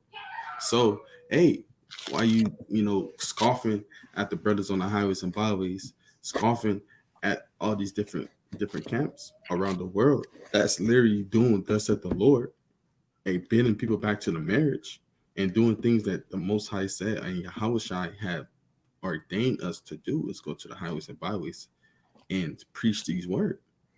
because it's gonna be a time to where we not gonna be out there no more. Mm-hmm. Other brothers is not gonna be out there no more. That time is literally on the verge, because they even they crack it down on a lot of things. I think I sent it to you, Joe Biden. He talking about all the anti-Semitism, that's going on in the world. That's being spoke about because all that been going on, but it's been really shed on the light once a what's his name, Kanye West said it. Let me get this preset real quick. When Kanye West said it, it got even more magnified, even though it's been out here. And it's not really anti-Semitism because, like the brother was saying, hey, we are Shemites. This is Sirach 13:23. It says, "When a rich man speaketh, every man holdeth his tongue, and look what he said." So when so-called Kanye West was speaking and said these things, when Kyrie Irving was doing all the things he was doing, hey, they was listening. They was holding their ear to the phone. They was eyes was glued, waiting for anything that comes up to play. Hey, that's what they was doing, you know. And all this is stemmed from who? From what they was saying, because it's been everywhere. It's billboards. I seen billboards. Hey, I seen a what's the call? What they call it? I guess it's billboards too, or like on buses, ads on buses. You know, Right. So these things been going on because why? Hey, the times of these literal times is coming to the end, like the brother saying. It's a lot of things that was unfolded in so-called 2022 in this thing. Let me Mm-hmm. finish this out. It's Iraq. It's Iraq 23, 13, 23. It says, "When the rich man speaketh, every man holdeth his tongue, and look what he said, they extol to the clouds. But if the poor man speak, they say, what fellow is this? And if he stumble, they will help to overthrow him." So going back to Amos chapter 5, hey, that's what we doing. They like, who's these dudes? Who's these dudes with the so-called, they be calling end of the carpets? What are they doing? These tassels. What you got? Carpets on the end of your shirts for? Why Mm-hmm. why y'all screaming? Why y'all messing up a good time? Like that's what they saying, But all along, what it said, Amos chapter 5, it says, "Hey, but hearing of the words of the Lord, and they shall wander from sea to sea, and there's gonna be time they're gonna look for us, and from the north even to the east, they shall run to and fro to seek the word of the Lord, and shall not find it." Hey, and it's not gonna be there. It's not gonna be. We're not gonna be in the Bay. We're not gonna be in the East Coast. We're not gonna be in LA. We're not gonna be all these respective places that brothers go teach at. We're not gonna be there no more. So right now, why it's hot and ready, why it's on the social medias, why it's on your TikToks and Instagrams and YouTubes and clubhouses, um, and etc. They get it because this wisdom's not gonna be here forever, you know. Right. And can you go back to that post with Joe Biden's king through the spirit? Come. I want to make a point on that. Come. Hey, this is literally was in the Washington Post. Hey, Joe Biden. Hey, he said, "Well, let's read it." He said, "President Biden has denounced a worrisome wave of attacks on Jews that has prompted calls for action by the White House." Hey, so they really trying to crack down on this thing. They trying to make up false flags, like people really beating up so-called the Jewish people. It says by the White House almost exactly 1 year after he told the campaign donors it was vital to condemn criticism of Israel when it veers into anti-Semitism. For the president tweet account, Biden declared recent attacks. Let me read that. It says the recent attacks on the Jewish community are despicable and they must stop. Hey, they must stop. Hey, that's a strong statement, man. And because ultimately, what they're gonna do, they're gonna wage war against the Israelites. That's what's next. Everybody that's speaking the words that said the Lord, it's you gonna get that's what's coming through the spirit. You know, he Yeah. says, I condemn this hateful behavior at home and abroad. It is up to all of us to give hate no safe harbor. You know, so they gonna try to shut everything down to the spirit. Let me get this precept. This is because right now, you know, when you look at the seals, you know, we in the order of seals. Let's get this. This is Revelation chapter 6 and in verse 6. It says, and I heard a voice in the midst of the fourth beast says, a measure of wheat for barley, and 3 measures of barley for a penny, and see thou hurt not the oil and the wine. And when he had opened the fourth seal, I heard the voice of the fourth beast say, come and see. You know, so that that's kind of the times we were living in. And it says, and I looked, and behold, a pale horse, and his name that sat on him was death, and hell followed with him, and powers given unto them over the fourth part of the earth, to kill with the sword, and with hunger, and with death, and with the beasts of the earth. Hey, literally, it's been death on top of death, on top of death, on top of death, on top of death. I man, if I'm not mistaken, I've seen more people die, heathen and Israelites, in this 1 year, man. It's Mm. somebody dying was, I think, almost every day, and that's what you see on social media. Not mention local stuff that we don't actually see in this thing. Something that's not getting on the news, that's not getting but it's people dying every day at rapid rate. Right. Like people just getting cut down, cut down, cut down to the spirit. You know, it says what? Verse 9. It says, and when he had opened the fifth seal, it says, I saw under the altar the souls of them that were slain for the word of Yahweh and for the testimony which they held. And they cried with a loud voice, saying, how long, O Lord, holy and true, doest thou not judge and avenge our blood on them that dwell on the earth? So that's the times coming. Hey, they're gonna try to persecute everybody that's speaking thus at the Lord. What if they're gonna make war on with the saints through the spirit? Let me get that in Daniel. Just like it. Daniel chapter 7 and 21. Let me get it real quick. Let me just get to the point. Let me get it 20. Huh. This is as in the 10 horns that were in his head, and of the other which came up, and before whom 3 fell, even of that horn that had eyes, and has and a mouth that spake very great things, whose look was more stout than his fellows.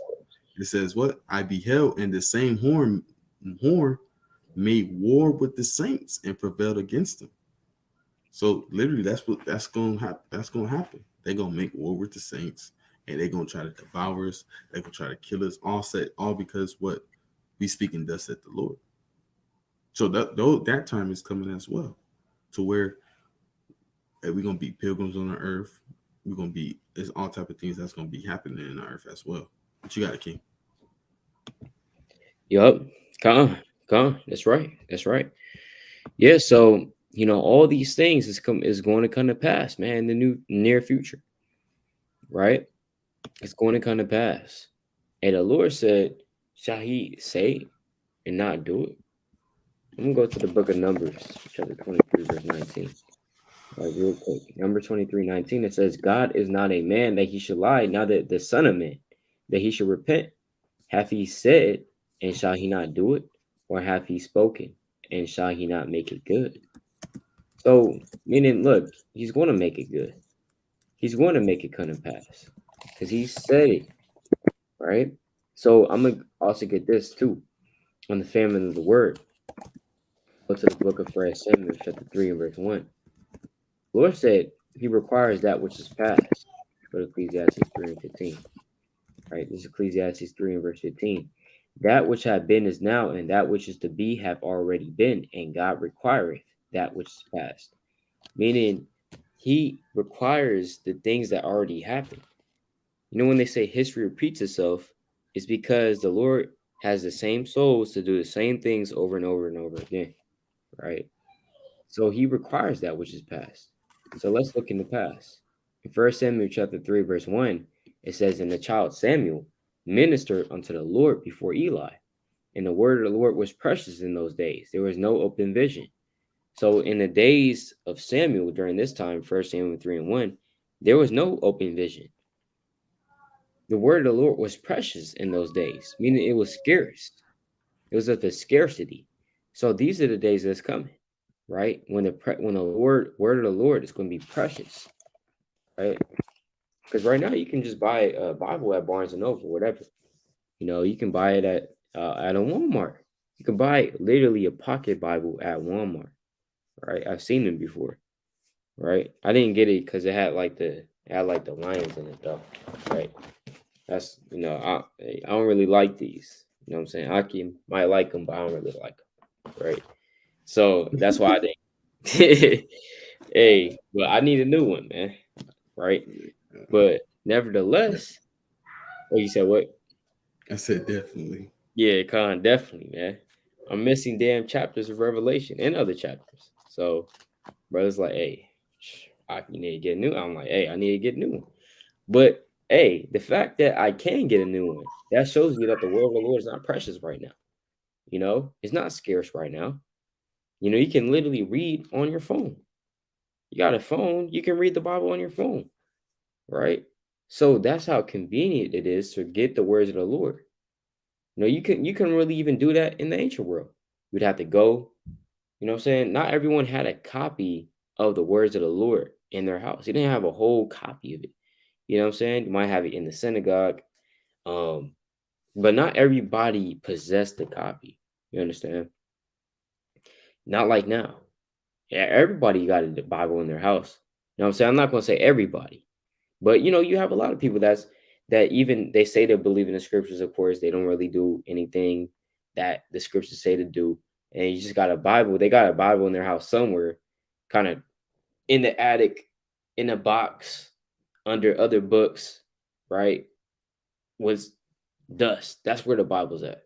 You know, but hey, people got Bibles in their house, they don't even know. Right? You got Bibles in hotels, so you can get the word of the Lord pretty easily. But in the days of evil, you're not going to get it as easy. Let me get this precept. Book of John, chapter 9, and verse 4. I must work the works of him that sent me while it is day. The night cometh when no man can work.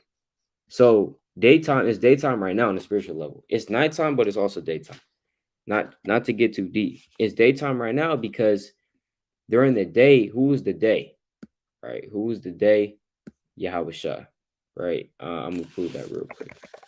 The day meaning going into the light, of course, right? The light. So when you go to Malachi 4 in verse number it's lucky 2, it says, "But unto you that fear my name shall the Son of Righteousness arise with healing in his wings, and he shall go forth and grow up as calves of the stall." It's spiritual nighttime right now because that's where we live at. It's a whole bunch of darkness. During the nighttime is darkness, and during the daytime you have light.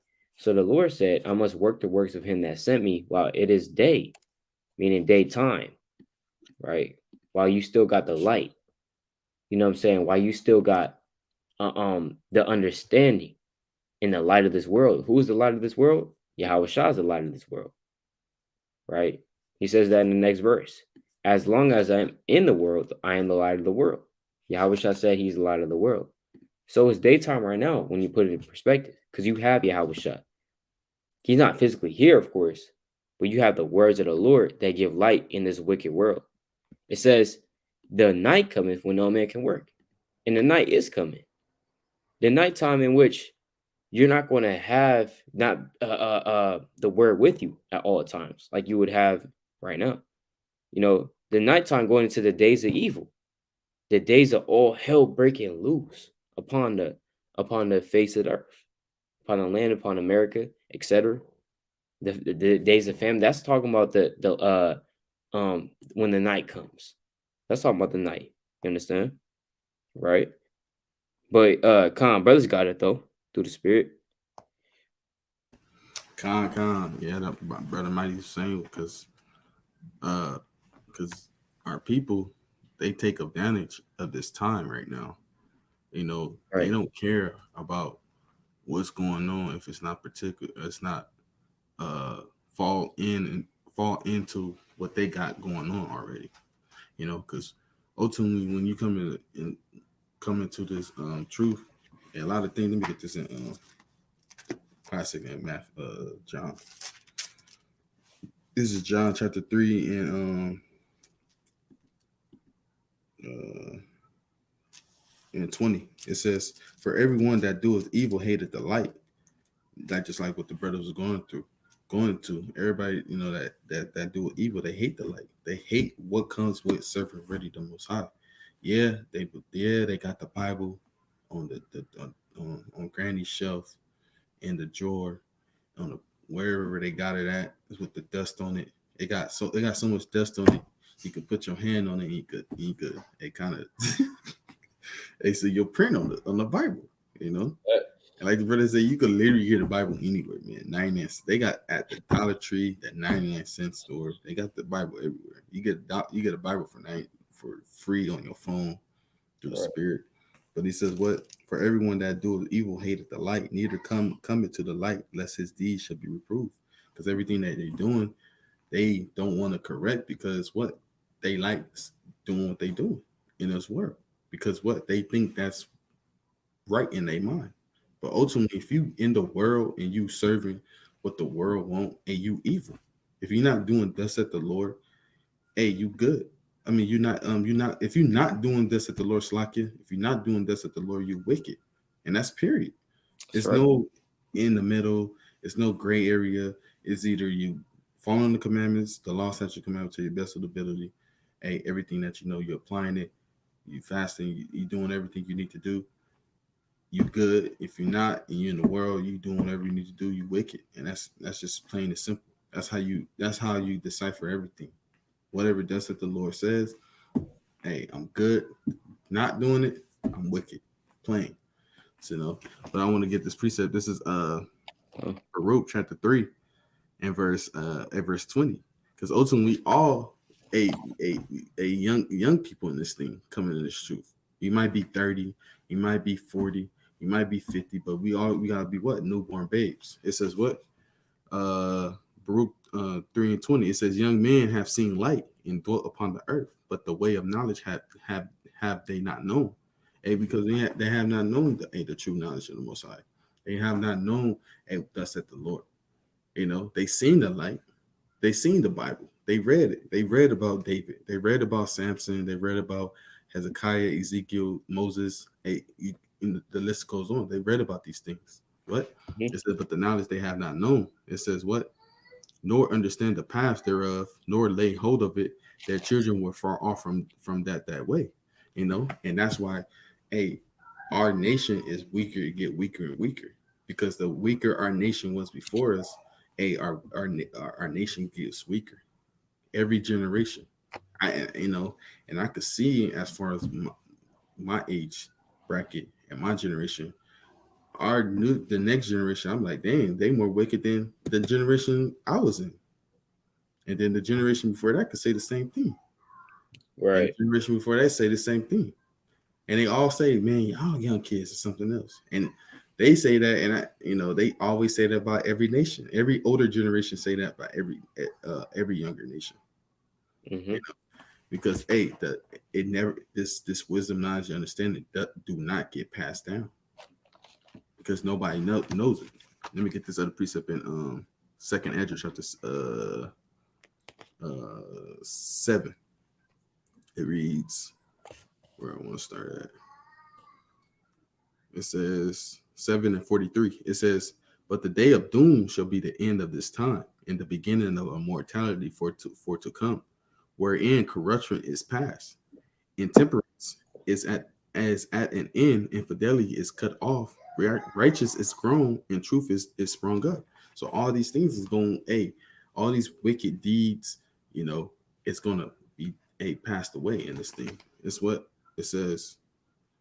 Is this what I want, Slakia? Slakia, that's not what I want, Slakia. I want 8. So, but that was Okay. good. That was a good precept. This is a second Ezra chapter 8 in verse 53. Salakia King. This says, "The root of evil is sealed up from you, weakness, and the moth is hid from you, and the corruption is fled into hell to be forgotten. Sorrows are past, and in the end of his shoe, the treasures of immortality. And therefore, ask thou no more questions concerning the multitude of them that perish. For when they had this the point, for when they had taken liberty, they despised the most high. Because right now, like the brother said, we have the liberty to get the Bible, to listen to the brothers, teach on the highways, teach on YouTube, teach on Instagram and all these different social media platforms. They have the liberty to do it, but they don't. They take liberty in folliness on the internet. They do everything the opposite. You know, it says what? It says, for when they had taken liberty, they despised the Most High, thought of scorn of His law, and forsook His ways. Because that's literally how they feel. Hey, just like we read in St. John chapter 3, through the precept, in verse 20, they despised it. They despised the light. Because why? It scorns every way they do. So they scorned the law. They're like, I gotta give a pork? Nah, I ain't doing that. The crab boil bag? The lady's like, nah, I ain't doing that. I gotta give her. Hey Jay, I gotta give her smoking the blunt. Fornicating with my homie girl? Nah, I'm good. I gotta stop scamming, frauding. Nah, I ain't doing that. You know, that's how they do. They scorn. They said what? They thought scorn of His law and forsook His ways. Moreover, they have trodden down His righteous, and said in their heart that there is no God. Yeah, that knowing they must die for all this, for all the things aforesaid shall receive you. So thirst and pain are prepared for them, for it was not His will that man should come to naught. But they which be created have defiled the name of Him that made them, and were unthankful unto Him which prepared life for them. So ultimately, like the brother said, we have liberty right now to do everything that's at the Lord, but we do the opposite. And seek after our own vain heart and our own vain soul. You got it, King. Mm-hmm. Yeah, calm madness. Exactly. It's complete madness, man. You're literally abusing the grace that the Most High gave you this time to, catch up wisdom, knowledge, understanding, learn of the truth of the Bible, and come back to your true heritage. But our people don't want to listen. So therefore, these prophecies are going to hit like a snare, like the Lord said. For as a snare shall it come upon all them that dwell upon the face of the whole earth. Get that precept real quick in the book of Luke, chapter 21. Right. Luke chapter 21 and verse number 34. It says, and take heed to yourselves, lest at any time your hearts be overcharged with surfeiting and drunkenness and cares of this life, and so that they come upon you unawares. For as a snare shall it come on all them that dwell upon the face of the whole earth. So the Lord said it's going to come like a snare, like a thief in the night. All these prophecies are going to hit like boom, boom, boom, boom, boom, right? Because there's a lot of stuff that still needs to happen, before Yahweh Shah makes his grand appearance, right? According to the Bible. Right now, we're in the fourth seal. Your brother brought that out in Revelation chapter 6. So, I believe Revelation chapter 6, verse number 7 on down, right? The Spirit. So, when you go to Revelation chapter 6 and verse 9, it says what? Right after that, it says, and when he had opened the fifth seal, I saw under the altar the souls of them that were slain for the word of God and for the testimony which they held.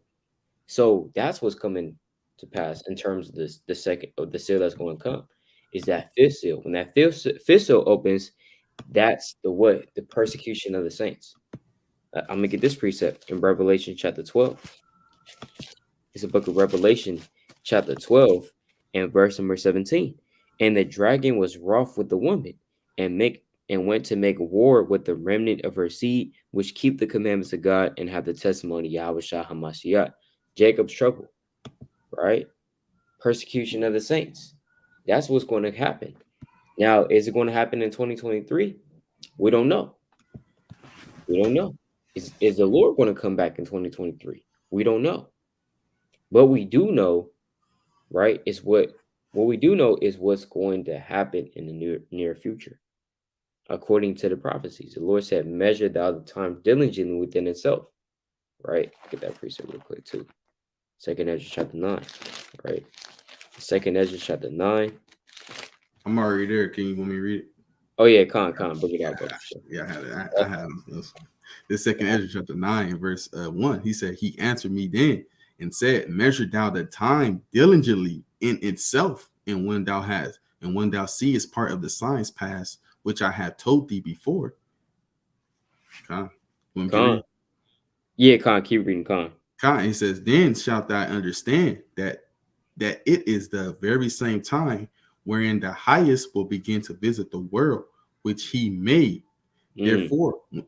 Therefore, when there shall be seen earthquakes and upwards of people in the world, then shalt thou well understand that the Most High spake of all those things from the days that were before thee, even from the beginning. Yeah, con, the water. Exactly. The Lord said, measure thou the times diligently. And that's what we're trying to do. We're trying to measure the times and understand what time we're living in. The Lord is talking about, look, it says, when you see earthquakes and upwards of the people in the world, we've seen that already. In 2020, we've seen upwards of the people in the world. In 2021, you also seen upwards of the people in the world, right? Riots, you also see that in 2022, upwards of the people in the world. So when you see these things, right, happening, understand that what? Understand the Most High spake of these things before. He said that these things are going to happen in the end of the world, right?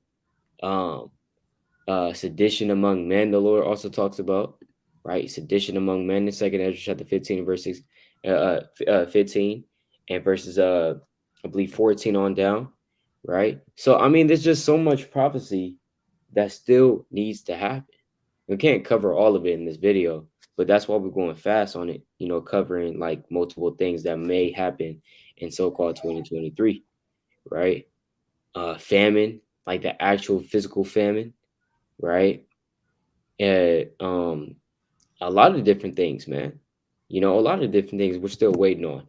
The elect being sealed, because elect hasn't been sealed yet, right? The elect still hasn't been sealed. So that's why we still got to continue to do this work to continue to keep these commandments, right? Yeah, Khan, brother said, yeah, Second Ezra 9 and 1 is very powerful precept. Yeah, exactly. And Khan, shalom, shalom. All praise of the most high. Y'all saying Khan. So all these things still need to happen, man. Right? Let me see. Second Ezra, I'm gonna get this one too. You got a precept up? Yeah, precept. I get it after you, King. All right, Khan, for sure. I'm gonna get this one. Where it literally talks about Jacob's trouble, right? Jeremiah chapter 30 and verse 7, right? Oh, Salaki.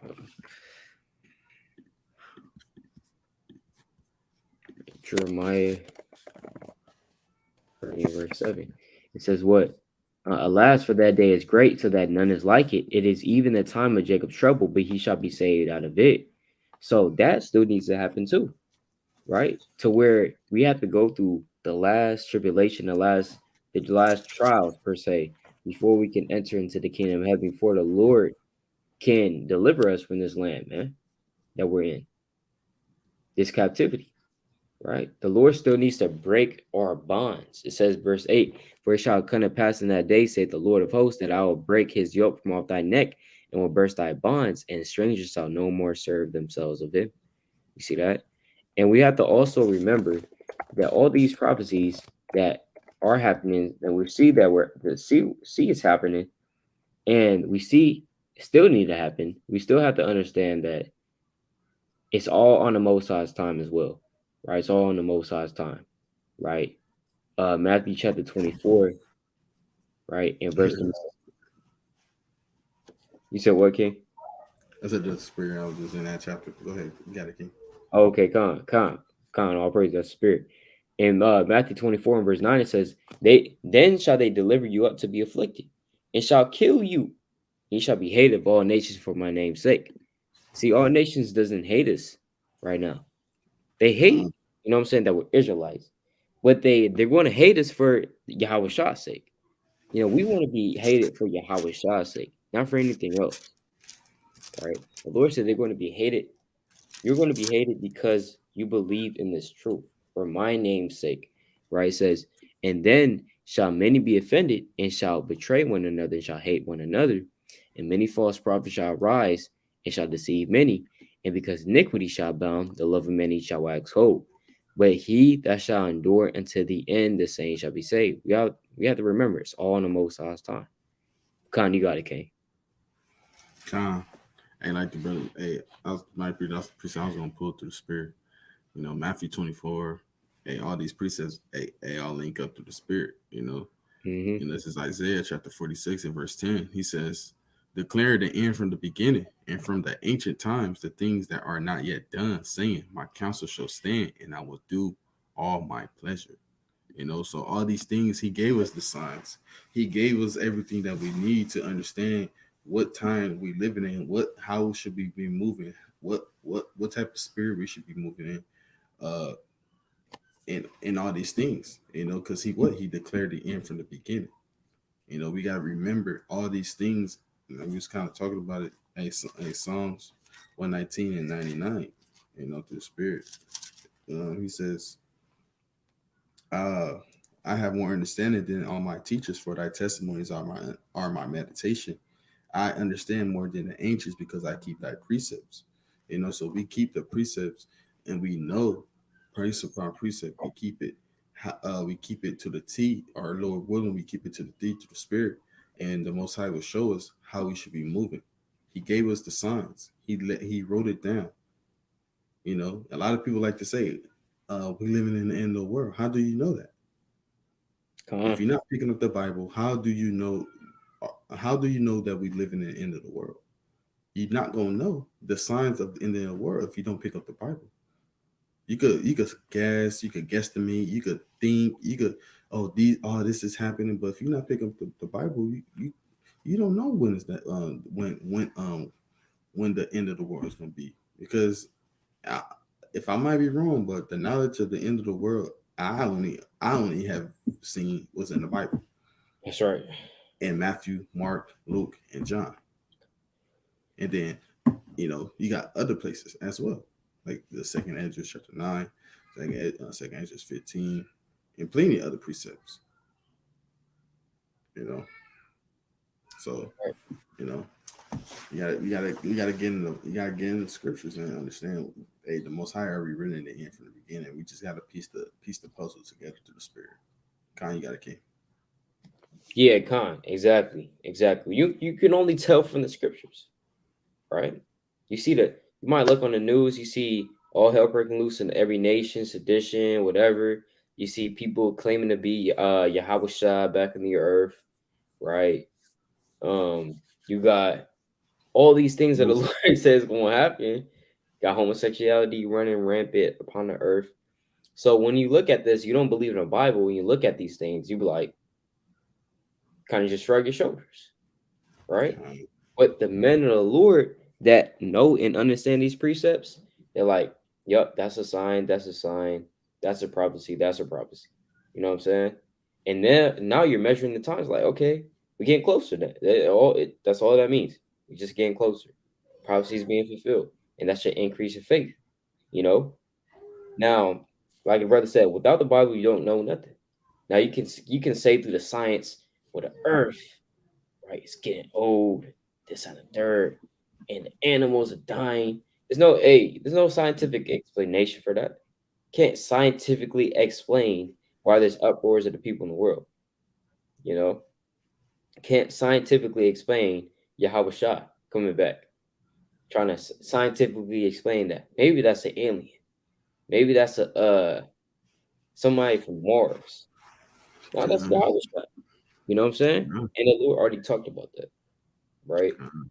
Hey, Huh? Salaki, they kind of already do that, you know, through the spirit with the so-called UFOs.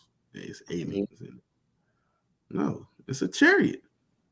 Exactly. You know, you're Huh? not gonna know what the chariot is unless you read the scriptures. Exactly. Simple, man. Right. Kind of Yeah, it's simple. It's simple, you know. But yeah, simple. You just got that's why you gotta study these precepts. That's why we try to keep studying these precepts, man. Right through the spirit. Now, we didn't have much on that too. So I'm gonna I'm gonna get this last precept, and then we can get our closing through the Spirit, right? But I'm gonna get this in Matthew chapter 25. So I want to go through this parable because it goes into what's going to happen in the near future, right? First brother said, "What's a good precept on chariots?" A good precept on chariots is Psalms. Yeah. 104, verse 3. Right. I'm gonna show this brother real quick, and then so remember, precept is upon precept. So I'm gonna get this one to back that up.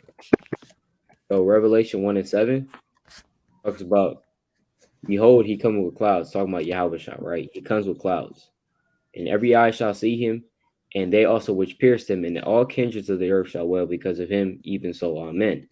So when you read this, when it says clouds, it's not necessarily just talking about clouds, because we know that clouds do not have any, it's an air, it's not a solid. So how is he going to come on a cloud or come with clouds? What's a cloud? A cloud doesn't do anything, right? Clouds is a code word for what? Chariots. When you go to Psalm chapter 104, verse 3, it says, who layeth the beams of the chambers in the waters, who maketh the clouds his chariot, who walketh upon the wings of the wind. So the clouds are the chariots, right? When you read the precept, there's code words for things. It's not meant to, the Bible's not meant to be taken 100% literal. So the clouds are the chariots of the Lord, right? I got a precept for the brother too. Come. This is Ezekiel chapter 1 and verse 16. It says, verse 15, it says, now as I behold the living creatures, behold, one wheel upon the earth shall be the living creatures with his four faces. The appearance of the wheels and their work as they work was like unto the color of beryl, and they four had one likeness in their appearance and their work. And their work was as it were a wheel in the middle of a wheel. You know, just like how they had a wheel inside the middle of a wheel, it was like that through the Spirit. That's right. You know, so when you picture that through the Spirit, through the precepts, like the brother said, you know, precept upon precept, and a wheel side of wheel, that's ultimately what, you know, chariot through the Spirit. You know, that's a good picture right there. A wheel inside a wheel. Yup. Exactly. Yep, a wheel inside of a wheel. You know, and you said it had the eyes on it as well. So it really describes a chariot. Exactly. But yeah, so nevertheless, but you know, that's a different topic for another day. All praises, man. Where it's like, hey, trying to get that milk. It's like, hey, trying to get that milk. All praises, Most High. All praises. That's good. Keep learning, brother. All praises. So I'm gonna get let's get Matthew 25. About this real quick. So Matthew 25, it says, then shall the kingdom of heaven be likened unto 10 virgins, 10 women, right? 10 young women, right? That's what that's talking about. 10 virgins, which took their lamps and went forth to meet the bridegroom. Bridegroom is talking about the man that's getting married. So the man that's getting married in this parable, because it's the parable, right? It's talking about Yahweh, right? That's who the bridegroom is. All right. It says, and 5 of them were wise and 5 were foolish. So you have 5 wise virgins, you got 5 foolish virgins. They that were foolish took their lamps and took no oil with them. So they that were foolish took their lamps and they didn't take any oil with them. They got to take this oil. Imagine having a lamp with no oil, right? That's like having a candle with no lighter, right? Or no fire to light it. What's the use of the candle? You need both, right? That's like having you know, a stove, but you can't turn it on. What's the use of the stove, right? So the foolish, they took their lamps with them, right? But they didn't have any oil with them. They didn't have any oil, meaning they didn't have any they didn't bring any understanding with them, right? It says, but the wise took oil in their vessels with their lamps. So you want to make sure, like the brother was saying, you want to have oil with you at all times. When we're entering into the so-called these dark days in which all hell is going to break loose, and there's not going to be any or the famine of the words are going to occur. You're not going to have the accessibility that or the access, the same type of access to this word in the days of all hell breaking loose. When we enter into that time, you want to have oil with you. And that oil, members, likened onto wisdom, knowledge, and understanding. Right? Um, Precept on that is Psalms 23. Psalm 23 and verse number 5. Thou preparest a table before me in the presence of mine enemies. Thou anointest my head with oil, my cup runneth over. Thou anointest my head with oil. You see, that's not literal, somehow spiritually. You anoint my head with that oil. That oil is that wisdom, knowledge, and understanding. The Lord said, let thy garments be always white, and let thy head lack no ointment. Meaning you always want to have that oil of the Most High with you, which is that understanding, that wisdom, knowledge, and understanding, right? Let me see the Brooks. Look at this precept as well. Honey and butter. Oh yeah, this one says honey and butter. So yeah, so even in Job 20 verse 17 it says, "He shall not see the rivers, the floods, the brooks of honey and butter." Talking about wisdom, knowledge, and understanding as well. So wisdom and knowledge and understanding can be likened onto oil. It can be likened onto honey, butter, um, bread, meat, a lot of different things. That's how the Most High does it. But so like you going back to this.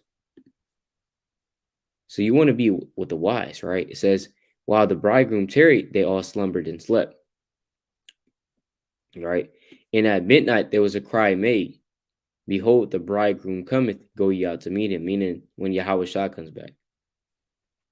Then all those virgins arose and trimmed their lamps. And the foolish said unto the wise, give us of your oil, for our lamps are gone out.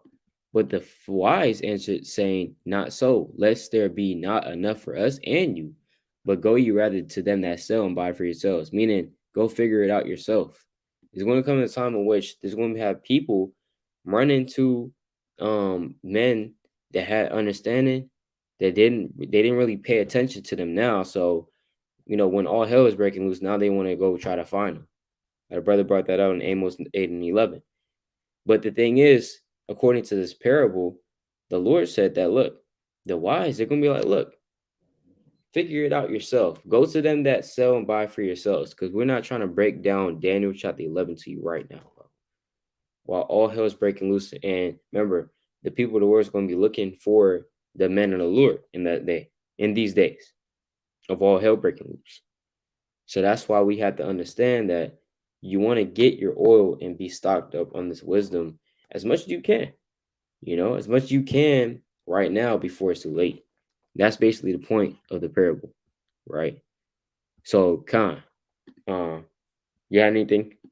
Okay. Con. I was gonna bring that precept out that you was saying. You kind of paraphrase it or quote it through the spirit. There's Ecclesiastes 9 and 8. Let thy garments be always white, and let thy head lack no ointment.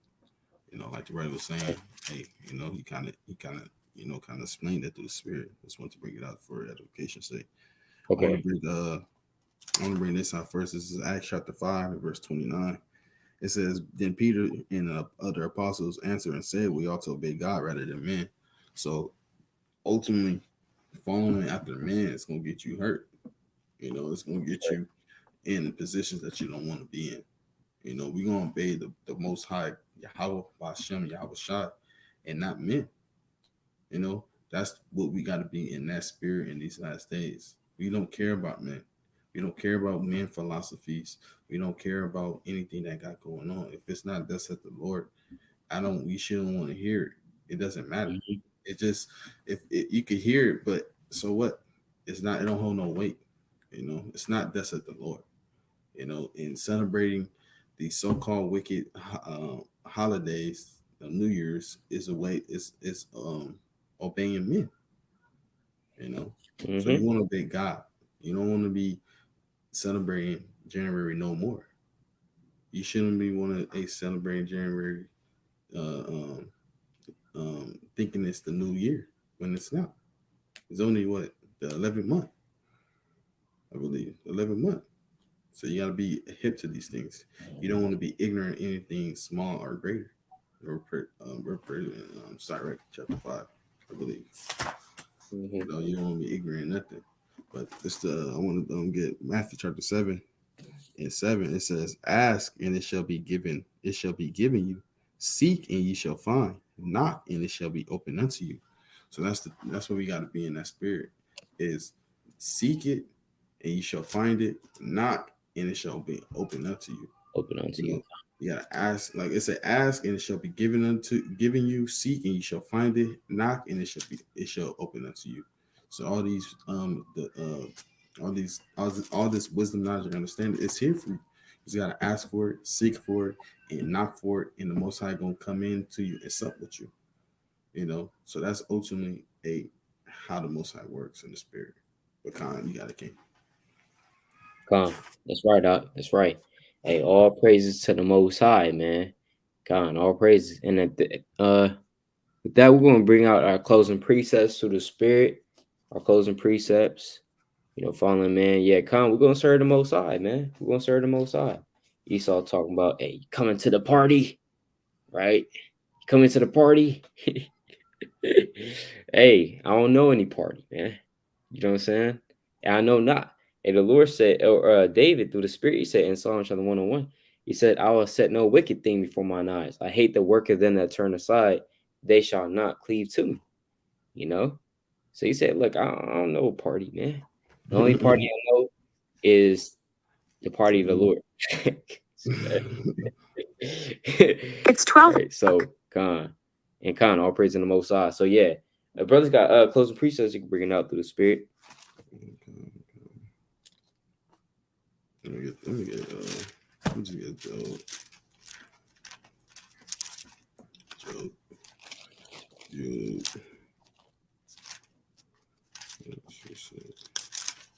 Job 8.